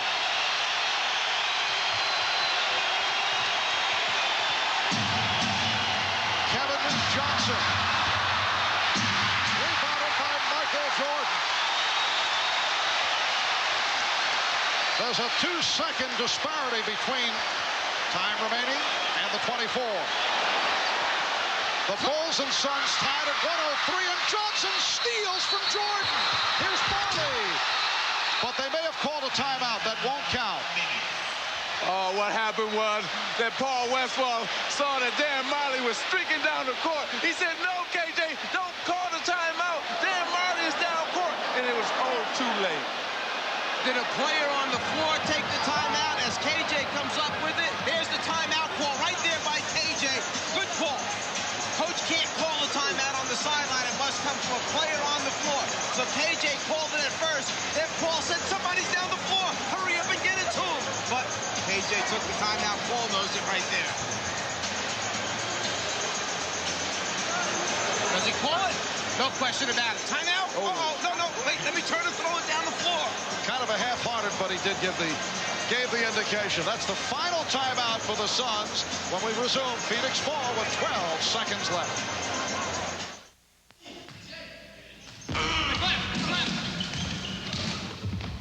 There ought to be a stat for desire. They could figure out a formula for it. Number of times the player dies for a loose ball, plus the number of times he took a charge, multiplied by the number of times he ignored pain. They could put it in the papers. The 10 guys who play with the most desire. Hopefully, they'd spell my name right. 12 seconds remaining in regulation. The Bulls and the Suns are tied at 103 following that timeout, the final timeout for the Phoenix Suns. It will be Phoenix ball, and they will look to hold for a final shot, what they hope will be the game winner to cut it to a 2-1 Chicago lead in this best of 7. Decision for the coaching staff. Do you want to take the ball, foul line extended in the backcourt where KJ came up with the steal, or do you want to advance it to the half-court line and take it in there? I might like to take it in the backcourt, give that guy a full head of steam coming up the floor with the basketball, make some decisions from there. Especially because you got 12 seconds. But I look for what Phoenix to do is run that same play they ran against San Antonio. Maybe that Charles Barkley just go one-on-one and put the game in his hands. All right, let's go over to Hannah. Well, the word from the Phoenix bench is that the Suns are going to go with the same play that won them the game against the San Antonio Spurs. Give it to Charles, and Johnson has come on for the first time. Danny Ainge will inbound. Dick Pavetta blows the whistle. And apparently Chicago wanted to look things over, and they take a timeout. Phil Jackson checking out the scheme of the Phoenix Suns, and he now has one timeout remaining. So we'll take a break. Bulls and Suns tied at 103. 103. Phil Jackson just took a timeout after checking out the Phoenix Suns alignment. And what will this now do to the Suns and their offensive plan? First of all, let's go back to why Phil Jackson had to use up a timeout. Chicago already has one delay a game call against them. If they would have taken another delay a game, it would be a technical foul. Phoenix would shoot a technical. So they couldn't run the guy out of bounds to delay the pass in and get a look at what play. He used the timeout. Right now he's going into options defensively. If this happens, if that happens, that's how we want to play it. Meantime, decision for Paul Westphal in the Phoenix huddle is, do we come out and run the same play that we were going to run, or do we come with a little bit something different? Well, I think they may change the play, but they're going to still give it to Charles Barkley no matter what. Now let's go back to Hannah. And apparently on this play, Charles is going to try to penetrate, and if he can't get a shot, he's going to dish it to another player along the baseline. Marv. All right, and Ainge once again will throw in from the center court area. Barkley lined up at the top of the circle, guarded by Grant. And they're having a very friendly conversation. Barkley comes out for it. Checks the clock. Works it down. 5 seconds to go. Here's Barkley off the pump. Rebound Jordan. Calling for time. The clock showing 0.2 of a second remaining. Let's see if they adjust that. 0.2 of a second remaining. Chicago using its final timeout. The difference in this shot and the one against San Antonio, he came straight at David Robinson, had him back it up. This time, Grant got him going to his left, so he had to shoot back across his body. He had to use a little fake first to get enough room to get Grant off balance before he got the shot. The coach, does he think it's going in? He's hoping real hard right now. It doesn't get the good bounce. And they have adjusted the clock. 1 full second remaining in this fourth quarter. Now, as we mentioned before about using delay of games, Chicago had used up their one opportunity. Phoenix does have a delay of game left. So when Chicago comes out of this timeout, the guy on the basketball for Phoenix should count 1,001. Then run across that sideline with his hands up. The referees will stop the game, and they'll let him start over again. This will give him a chance to look at it. And here's the replay again. Let's see if it was 1 second left on the clock when Michael Jordan called timeout. He's up. So it must have been somebody else other than Michael Jordan. Mike Mathis had the first timeout. He was in the backside. Shot again. It's at the foul line. Darrell Walker, number 20, is the one who signals the first timeout for the Chicago Bulls. Now, if I'm Phoenix, I'm going to put 2 players, the out-of-bounds man and Michael's original man, on Michael Jordan to make sure he don't be the guy who's going to beat me here. So you're going to double-team Michael Jordan without the basketball? Exactly, right now. Then how are you going to take your delay of game? You got to think about that. You take that first and then double-team him. Okay. All right, let's go to Ahmad. What the Chicago Bulls are going to go is what they call a wraparound play between Michael or Scotty. One of them will break to the basket. The other one will either take the shot or try to get it inside. All right, Ahmad, Pippen will throw in from the center court area. 1 second remaining in regulation. Game is tied, and there is the delay of game taken by Danny Ainge. So the Suns are able to check it over. And you saw that Frank Johnson and Kevin Johnson are double-teaming Michael Jordan right now. All right, now Pippen will throw in. Pippen to the basket to Grant, and we go to overtime. That almost worked. Horace Grant led by Scottie Pippen, and he almost got away with it. But we go to overtime. Okay, we were just talking about they should double-team Michael Jordan to make sure he doesn't be the one who beat you, that anybody else on the floor beat you. There's the pass by Pippen inside. inside to Grant, who just can't control it to convert the basket attempt. As Magic said, Michael, 2 times, he can't get free. That's where Scotty's trying to go with the pass at first. He can't get it, so he goes to the Grant option. So we head to overtime. The Bulls and Suns tied at 103.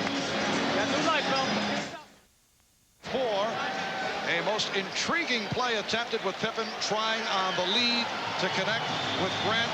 The reaction by Phil Jackson, who was a member of that 69-70 New York Knicks team that, sad to admit, but I recall Christmas night at Madison Square Garden, Red Holzman pulled off a Walt Clyde Frazier inbounds pass from center court to Willis Reed that won the game at the buzzer against Detroit. That very same play. Obviously, I wouldn't remember. As I said, in the 60s, I was just a baby at that time. Right. I'm not even going to go into it. I'm not going to touch that one. On to the 5-minute overtime. Charles Barkley has played 39 minutes. Kevin Johnson has got all 48. Jordan with the save. Dan Marley's played 44. Michael Jordan has gone 42 minutes. In the fourth quarter, the Bulls 8 for 29 from the field. The Suns 6 for 12, and Jordan only 1 of 10, so he was not able to take over. And that is very rare. Michael is off. Danny Ainge moving across. Ainge, Marley, Johnson, Barkley, and West on the floor for the Suns.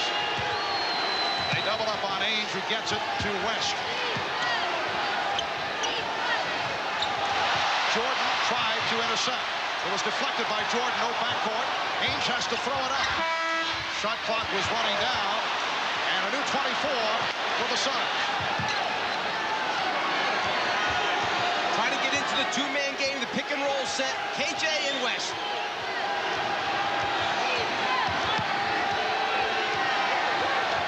Seven on the 24. Good look by Johnson, and West will go to the line. He was held. Mark West was fouled. Once you run 2-man basketball and you're double teamed as the ball handler, the roll man gets a defensive guy to rotate to him, then the other 3 players must get to spots on the floor. The spot that time right in the heart of the defense, middle of the lane. Mark West, 52% free throw shooter, but 3 of 4 from the line tonight.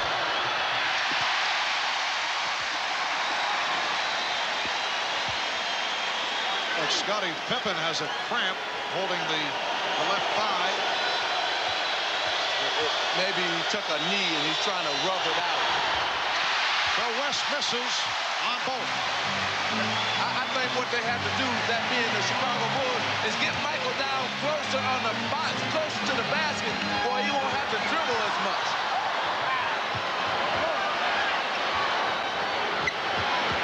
Pippen picked up by Barkley. Smooth stroke by Pippen, who has 26. The Bulls 105, the Suns 103. We are in overtime, 3:20 remaining. Their spacing is distorted, Phoenix. They come off the pick and roll. The guys aren't in spots. They were bunched up that time. Johnson forced it. Shot clock at 3. Down to 2. Marley. And Williams comes away with it. Once again, Phoenix having a difficult time finding shots. But see, Marv, they should use the decoy man. Go through Charles Barkley on the post. They were getting a lot of good shots doing that. Now they've gone away from that, and they've gone to the pick and roll play. Armstrong for 3.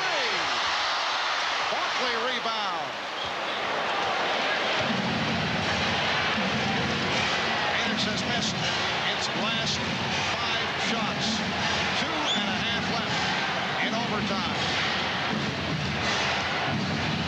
Barkley came up short, expected some contact, and then Grant stepped away. A big possession right here for the Chicago Bulls because they can take control of this game if they can score here. Pippen. Last touch by the Suns. The officials right now are letting these two teams play. There's a lot of body contact. They're letting the players determine the outcome. Phil Jackson is hollering at Scotty and BJ. He wants to get something going to that basket where he can get a foul or maybe a layup and not jump shots right here. Crowd chanting, let's go, Falls. Jordan to the basket. He's won for his last 12. Good job by West stepping up that time to take away that clean look of Michael Jordan.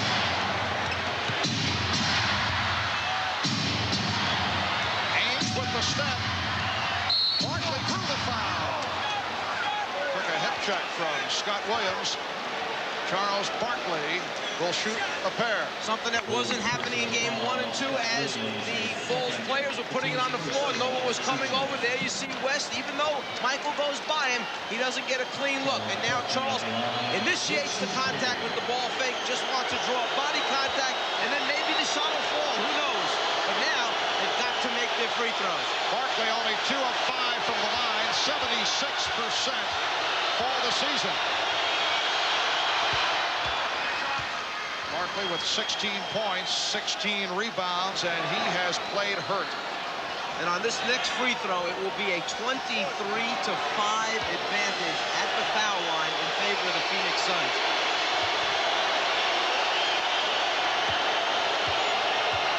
Charles seeking to tie the game. The Suns and the Bulls at 105 apiece.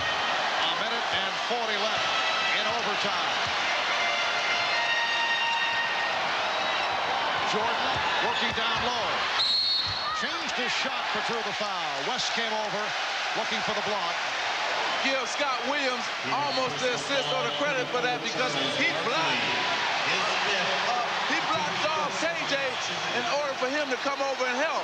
Oh, it's not a shooting foul? No, at the last second, the two officials conferred, and they said that Michael passed it off at the end. Instead of shooting it, they give it to him on the side. Oh, man. And the foul was committed by Barkley, his fifth. Now Phil Jackson calls for a timeout with a minute and 33 left in OT. The determining factor at the end, after the whistle, watch what Michael does with the basketball. Does he shoot the basketball, or does he try to hit a teammate with the pass? In their opinion, he was trying to hit Grant underneath, so they give him the ball out on the side. With the timeout, they'll step out for these words. Hold him down. KJ holds Michael Jordan's right arm there. He grabs him, and because of that, Jordan can't follow through for a shot attempt. So as a result, it looks like he's trying to pass the ball to Horace Grant. The officials conferred. They awarded the ball out on the side. Michael saying, he pulled my arm down. That's why I couldn't shoot it.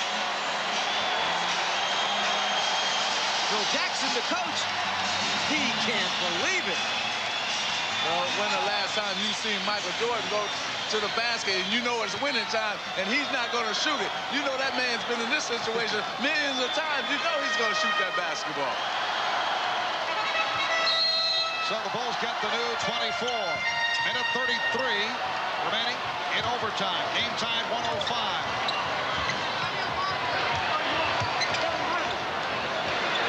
And it's Johnson one-on-one against Jordan. No help. Now Marley over, leaving Pippen open. And on the back tap comes back to Jordan. Phoenix did a good job of defending it.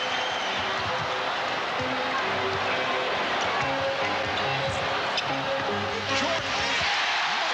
Well, Johnson fell down going for the fake, and Michael Jordan, who has struggled from the fourth quarter on, is able to hit the basket that gives Chicago a 2-point lead. The first time they tried to get it going, Phoenix defended him well. But on the reverse, KJ loses his balance trying to hip up and bump Michael Jordan. Jordan then, with no one in front of him, gets a clean look, hits the jump shot. KJ there, goes down. You've got to try and maintain your balance. Don't give him a clear look. A minute 5 left in overtime. Great bounce to Fratello. Kevin Johnson. I love it. What a jam. Man, the vacuum with the... Oh, what a pass. Oh, you gotta love it. I love it. Hey! NBA action makes makes me happier than Jerry Lewis in Paris. I love this game. At one point, the Suns led by 11, 101-90. They have only one field goal in the last 10 minutes and 14 seconds, a long drought for the Phoenix Suns, who are trailing 107, 105 with a minute 5 remaining in overtime. Let's go over to Hannah Storm. Hannah? Marv, they're going to try to get the ball to Tom Chambers, a posting up down low. If he can't get it, can't get the shot, he's going to try to kick it back out. But Paul Westphal emphasized no three-pointers at this point in the game. Kevin Johnson setting it up against Michael Jordan. Chambers set the pick. Here's Chambers. Oh, what a move. Tom Chambers ties the game at 107. That's the reason they took Mark West out, because they knew that Tom Chambers should score once the double team came. Now to 40 seconds in overtime. Jordan met on the switch by Chambers. Chambers helping out. Shot clock at 6. Shot clock at 4. And the Phoenix Suns in possession. We're down to 20 seconds in the overtime. 15 on the shot clock. Kevin Johnson checking with Paul Westphal. No timeout being called. They want to continue the play. Barkley going at Grant. Here's Johnson on the penetration. Barkley with the rebound. Barkley goes short. Rebound Johnson. Time running down. Here's Ames to win it. We go to a second overtime. Danny Ames with a chance to wrap it. But it is on to a second overtime here in Chicago with the Bulls and the Suns tied at 107. Well, you know, is Pippen hurt? He might have a leg cramp. He's trying to rub it out. You can see that right now. And here's Chambers right here going into the drive. Switch to the left hand. Good. And then KJ taking it to the basket to win. Charles Barkley hustles to get another shot. He may have taken that shot too quickly because there were 5 seconds on the shot clock still remaining. And here's KJ kicking out to Danny Ainge for a 3. As I was telling you earlier, the guys are too tired right now. And here's Paul Westphal's reaction to win. Oh. So it is on to a second overtime. We'll be right back.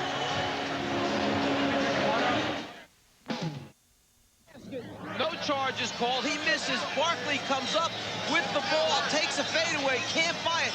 Kevin Johnson fights 2 Chicago Bulls players, splits the double team, gets it out to Ainge, who gets a wide open look with just over a second remaining, but then he can't put it in the bottom. Well, like I was telling you, see, the reason Pippen got the cramp because he's tired. The reason Danny Ainge couldn't make that 3-point shot because he has no legs, he's tired. These guys are fatigued, and they're playing like it right here in the first overtime. Let's see if it continues in the second overtime. They're going to have to get something going to the basket, both teams.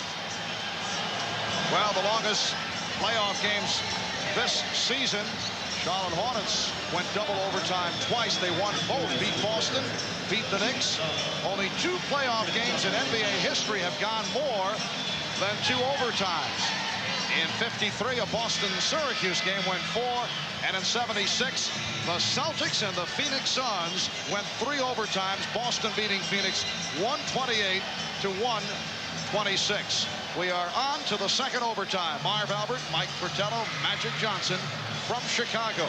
The Bulls and Suns tied at 107. The foul situation, Charles Barkley with 5. Horace Grant, B.J. Armstrong, Michael Jordan each have 4. Barkley and Grant on the tip. It is controlled by the Suns. Phoenix at one point led by as many as 11. They went cold down the stretch in the fourth quarter. The Bulls and Suns each scored only 4 points in that first overtime. Here's Parley from 3. Parley has hit 5 from 3-point land. I tell you, you're not going to be able to hit jump shots because everybody on both teams is tired. They're just fatigued. So you're going to have to go inside. Armstrong, Tucker, Jordan in a 3-guard setup for Chicago along with Grant and Williams. Dan Marley Barkley takes the challenge of guarding Michael Jordan to start out the second overtime. Michael Jordan, 2 for his last 15. Richard Dumas is back for Phoenix. Up front along with Tom Chambers, Charles Barkley, Kevin Johnson, Dan Marley. At the guards, shot clock at 5. Here's Marley. And back come the Bulls as Tucker controls. I'm just so surprised that both teams are not realizing that their legs are gone and take the ball inside to somebody to get a shot there. Armstrong, and Barkley able to get to it.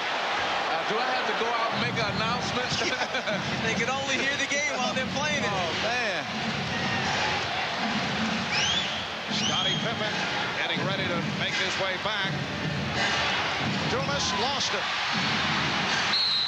And Grant stepped out. He felt he was pushed. It'll be Phoenix ball with 6 on the 24. And Charles Barkley in a conversation with Darryl Garretts and Trent Tucker sitting down. And now they changed the shot clock. 24 is posted. Pippen is back. Scottie Pippen making his return. Chambers passed on the 3, and Chambers had to change the shot. Knocked out by the Bulls. They did a good job that time of making Chambers go back to his left hand. He does not like to go that way. He wants to drive right when he can. How about this? Last 6 minutes and 41 seconds. A total of only 8 points have been scored by both teams. 4 apiece. That's been it. Just under 3 minutes to go in the second overtime. Fadeaway by Barkley, way off. How about this number? In this series so far from the outside, Charles Barkley is 6 for 30. It's about 20%. Inside, he's shooting 66%, 25 out of 38.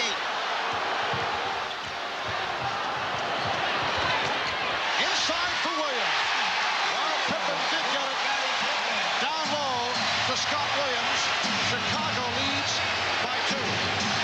That's what you have to do, move the ball around. They got a good shot that time, Chicago. For Scott Williams, that is his first field goal of the night. He does have 13 rebounds. Shot clock at 5. Armstrong off the steal and a foul given by Johnson.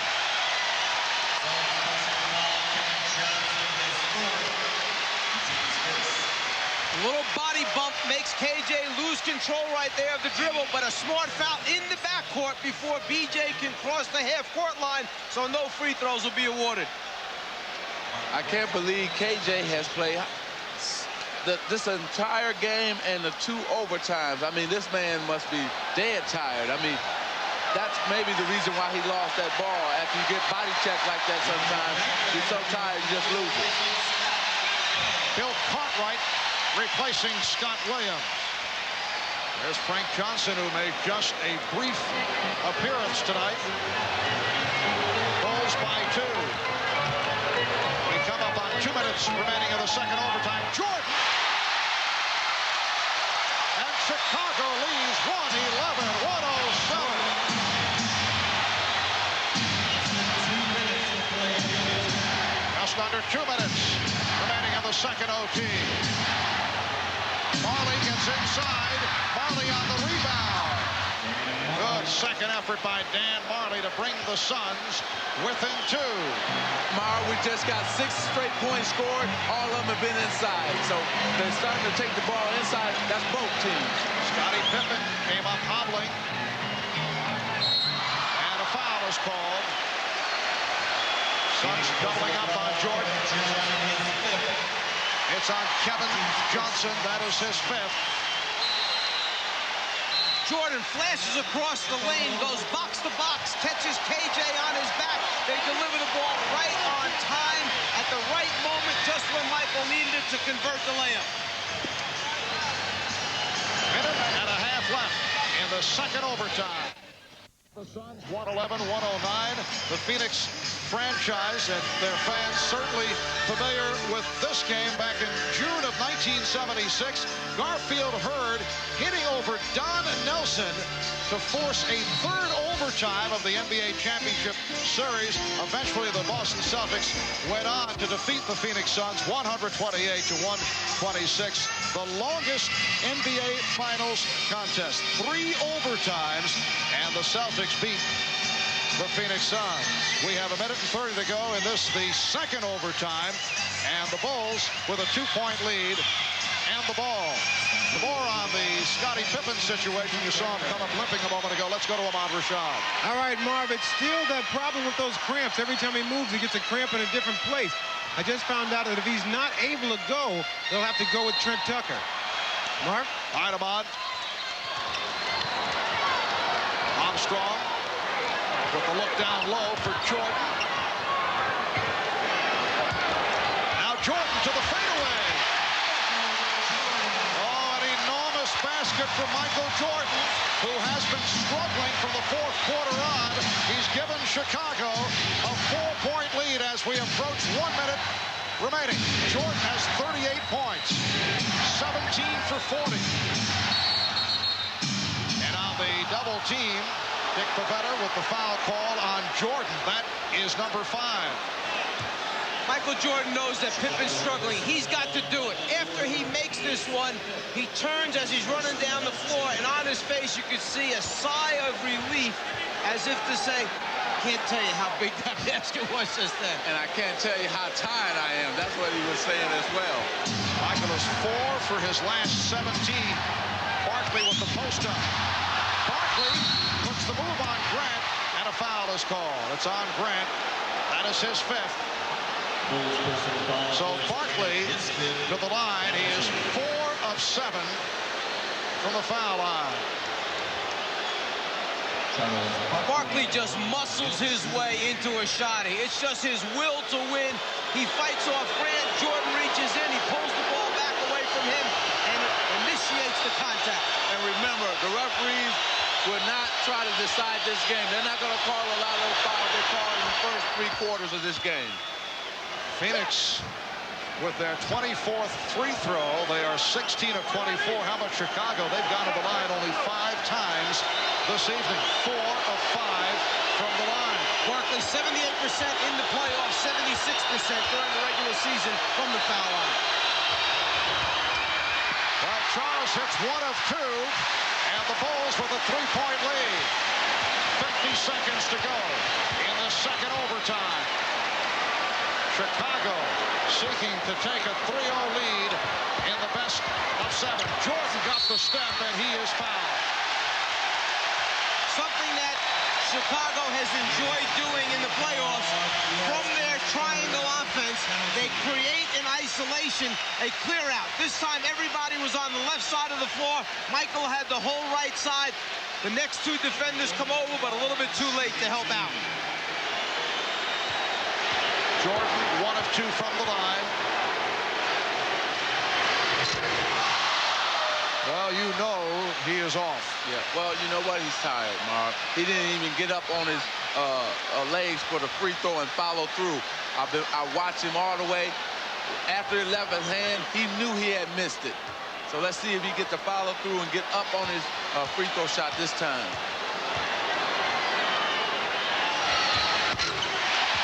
Time he was strong, but he got the back rim. Yes, you know, that's what happens. He changed it a little bit, but he still knocked it down. Timeout has been called with 40 and 2/10 seconds left in the second overtime. Bulls by 4. Great bounce to Fratello. Kevin Johnson. I love it. What a jam. Man, the vacuum with the... Oh, you gotta love it. I love it. Hey! NBA action makes me happier than Jerry Lewis in Paris. I love this game. Won't you take it? Won't he take it? 40 seconds to go in the second overtime, and Chicago with a 114-110 lead on Phoenix. How about Kevin Johnson? He has gone the distance. He's played 57 minutes. He's gone all the way. And Molly, 53 minutes. Scottie Pippen, 50. B.J. Armstrong, 52. Michael Jordan, 51. there will be a lot of tired folks tomorrow morning. A couple of days of rest before game number 4 takes place on Wednesday night. Everybody will sleep good tonight. You can be sure of that. And game 4 from Chicago Stadium here on Wednesday, 9 o'clock Eastern Time, right here on NBC. Marley will inbound. Phoenix is 8 for 14 from three-point range. Marley has hit 5. That's one short of a NBA Finals record. And is shared by several players. Johnson off the dribble. Sets up Charles Barkley. It's a 2-point Chicago lead. And now with 32 seconds remaining on the game clock, you dig in, get a good stop defensively. You still have plenty of time to use your timeouts and get the ball up the floor. You don't want to foul. You want to get a stop and rebound the basketball. Oh, Jordan slipped. Nearly traveled. Pippen. That was deflected short. And Barkley gets to it. 10 seconds left in the second overtime. The Suns are down by 2. Marley. Yes. Dan Marley has tied the game at 114. Timeout called by Chicago with 3 2/10 seconds remaining in the second overtime. They are showing, the Phoenix Suns are showing championship basketball right now. They could have just went down and they said, no, we're going to fight back. And here's Dan Marley, pump fake there and knocks it down. I have to give all the respect to the Phoenix Suns for keep fighting back, They've really played hard and aggressive game today. Marley with 23 points. The reaction of Paul Westphal. That's a great deal of excitement shown, at least for Paul. We'll be right back. Line drive jump shot to tie the game at 1:14 as the Suns came from behind us. The Bulls did earlier.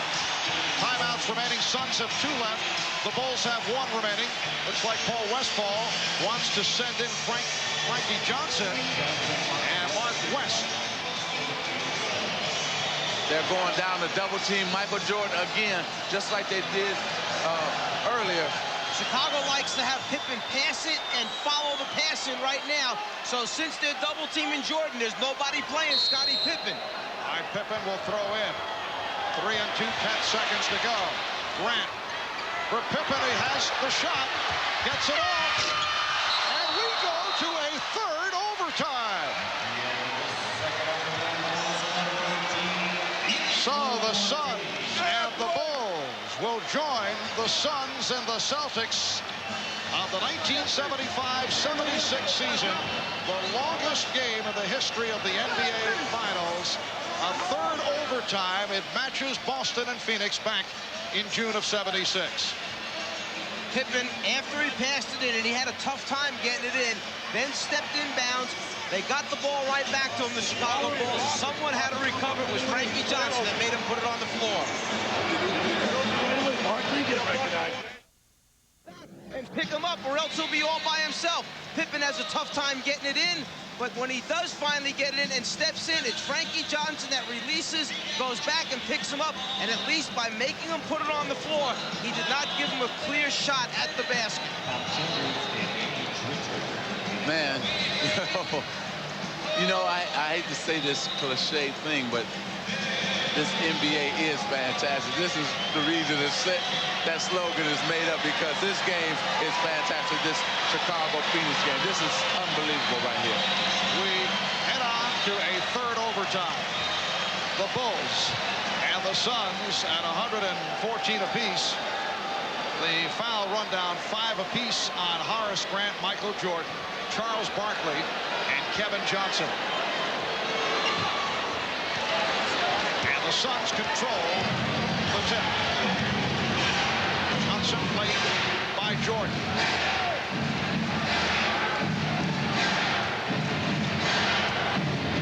Johnson trying to do it off the dribble and was stopped. See what happened, Marv? Last time Michael let him go to his power hand, his right hand. This time he forced him to his left hand, his weaker hand, and that's why he came up with a short shot. Now Pippen on a mismatch. Well, Scott Williams with only his second field goal, but both have been significant. The Bulls lead 116, 114. Johnson, yes, Kevin Johnson, who has played every minute of this game, and this, the start of the third overtime, has come up with an outstanding all-around performance. 25 points for Johnson, and the game is tied 1-16. Kevin Johnson now playing his 60th minute. Armstrong, it's a two-point attempt. Grant hustles it down, and a new 24 for the Bulls. Paul Westphal complaining that time Barkley was shoved in the back. That's why he didn't come up with the rebound. Here's Jordan. The Bulls lead by 2. 40 points for Michael Jordan.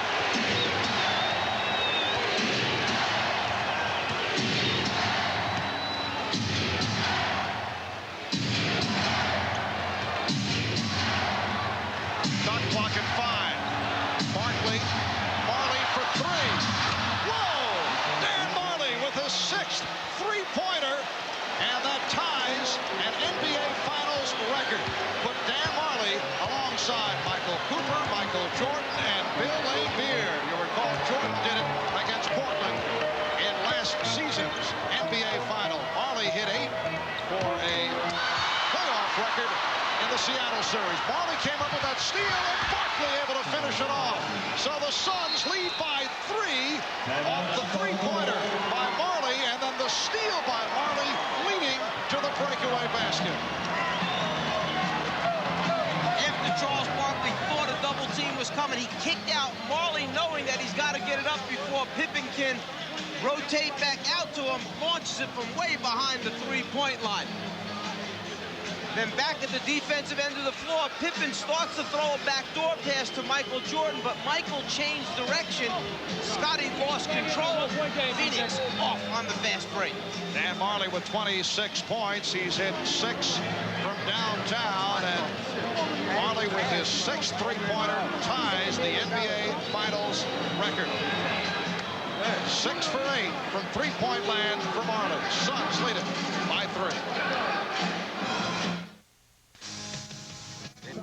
Chicago, 5 apiece on Barkley, Johnson, Grant, and Jordan. How about Kevin Johnson?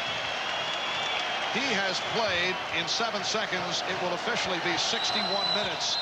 The most minutes ever played in an NBA Finals series. Garfield Hurd, 61 minutes in that triple overtime between Boston and Phoenix, and Kevin Johnson about to pass him by. The Suns lead 121, 118. Jordan drawing the double team. Shot clock is down to 7. Pippen. Shot clock down to 3. Pippen's shot fell short. Ames with the rebound. See, they've kept Kevin Johnson on Michael Jordan. The reason is foot speed out in front. But as soon as he makes a move down towards the basket, they come and double team Michael and try to get the ball out of his hands. Dick Pavetta with the foul call. Horace Grant has fouled out. So Grant, who came on late, finishes with 13 points and 17 rebounds. And that a big loss for the Bulls. KJ going to his left, not as effective as going to his right, but the bump there by Grant brings on his last foul. Coach, he kind of likes it. Horace Grant hearing it from the crowd. He's replaced by Stacey King. Horace went 44 minutes.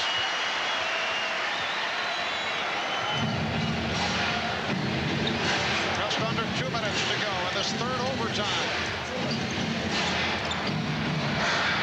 Open shot for Chambers. And King able to get to Barkley on the intercept. Charles Barkley with the interception and the field goal. And the Suns now lead by 5. Charles Barkley taking a page out of that Chicago book where they like to hang around in the backcourt and steal outlet passes. No bigger one than that for Charles. Armstrong rebounded by Marley. And Kevin Johnson controls. Now to 1 minute and 20 remaining in this this third overtime. A remarkable turnaround by the Phoenix Suns, able to come from behind on several occasions during the course of the overtime. Here's Marley, and he's fouled. Marley was hacked, and he'll go to the line.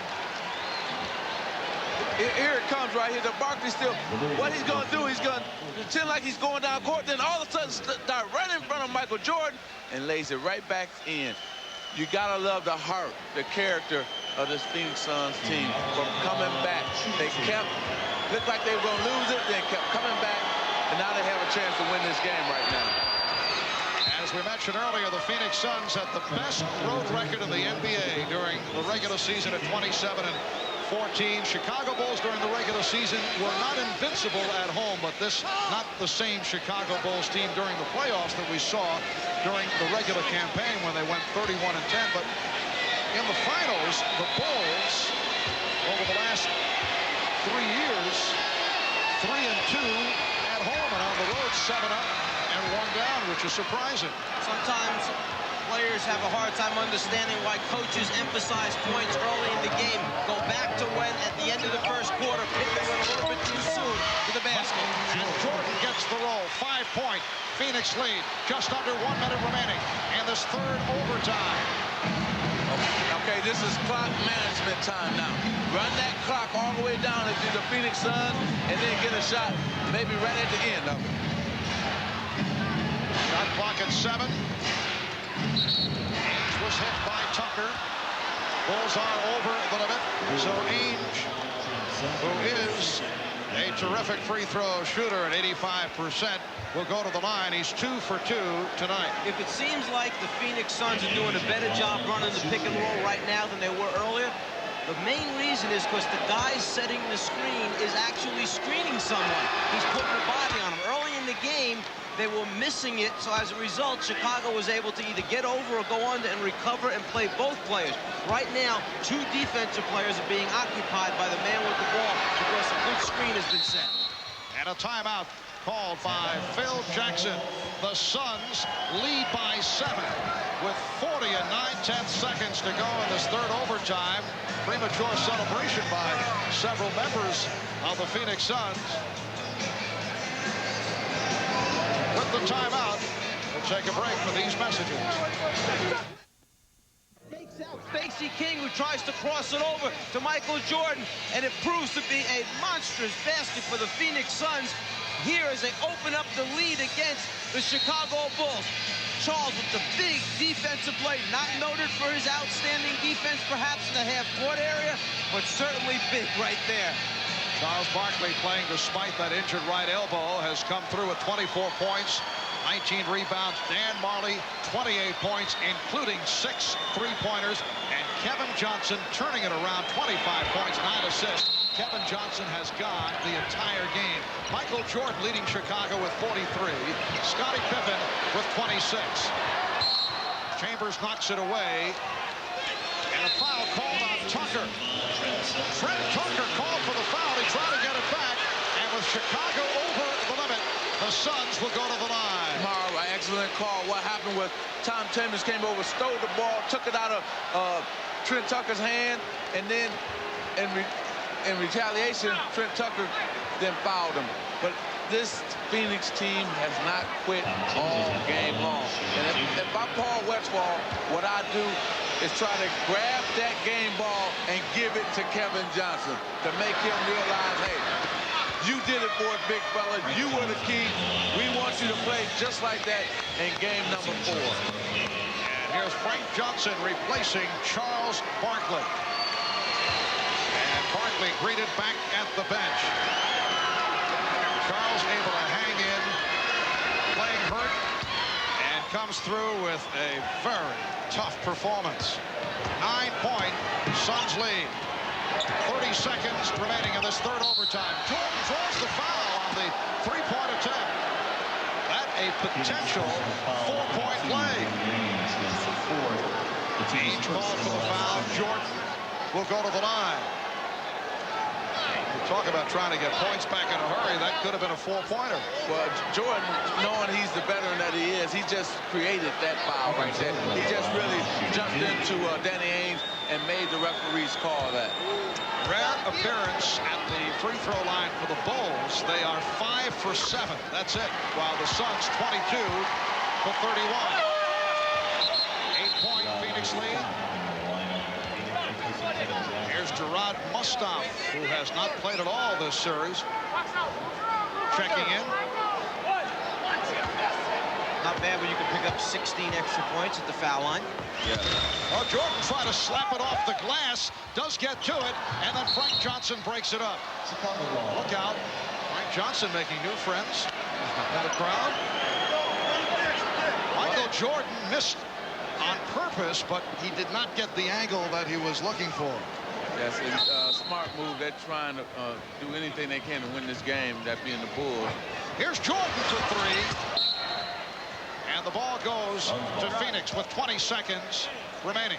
Suns lead 129-121. The crowd here at Chicago Stadium is filing out as Mustaf handles. And the Suns just looking to run the clock down in a remarkable come-from-behind victory. The Phoenix Suns in triple overtime have defeated the Chicago Bulls 129-121 to battle their way back into this series. Chicago now leading it 2-1. Game number 4 will take place here at Chicago Stadium on Wednesday. Game 5 now will take place here in Chicago on Friday. Now let's go over to Ahmad. We'll find one, Paul. Well, I got Paul Westphal right here. And as soon as I find a camera, we'll be in business. Right. All right, Paul. Now we'll go over to Hannah. Hey, I'm here with Kevin Johnson and Charles Barkley. First of all, Charles, a heroic effort on your part. How much pain were you playing in tonight? Well, you know, I can't use pain excuse. I can't believe how I feel right now. I know I'm the best one-arm basketball player in the world, though. But, hey, I love this guy. And I kept telling him all day, 1836. I said, there ain't no pressure out here. Just have fun. Kevin, you were feeling pain of a different kind. The boos on your home crowd. You were vilified in the newspaper, seen as the GOAT of Game 1 and 2. But you came back with an absolutely stunning performance. Is there any personal vindication in this? It's just a good win for the team. I want to do whatever I could to make our team win. And when I walked into Chicago, I had a lot of fans here. They were cheering me, I guess, because they liked the way I had been playing in Game 1 and 2. You played more minutes in this game than anyone in NBA Finals history. Was there any point in the game where Coach Westphal wanted to take you out? Not really. He wanted to give me some confidence. He let me play the whole first half. I was just trying to be aggressive. In the second half, it's a matter of emotion, and you're going to do whatever it takes to win. Congratulations on a spectacular win and showing a lot of heart and character. Now let's go to Ahmad. All right, thanks, Hannah. Paul Westphal, you played in '76 in that triple overtime against Boston. Any similarities here tonight? Well, the biggest difference is the good guys won this time. What about KJ? Put in all that time. Did you ever think about taking him out? No, I just told him if he ever needed a rest to let me know. But I was so happy for him. And that guy has taken a beating in the press and by the fans. And he's too great of a player, and he showed what he can do in the finals. I'm very happy for him. God had to be great for his confidence factor because, as you said, he did take a lot of heat. But as he played so many minutes tonight, how do you look forward to the next game? Hey, if we didn't win tonight, we could have kissed next game goodbye. I mean, he has 3 days to rest. We play Wednesday.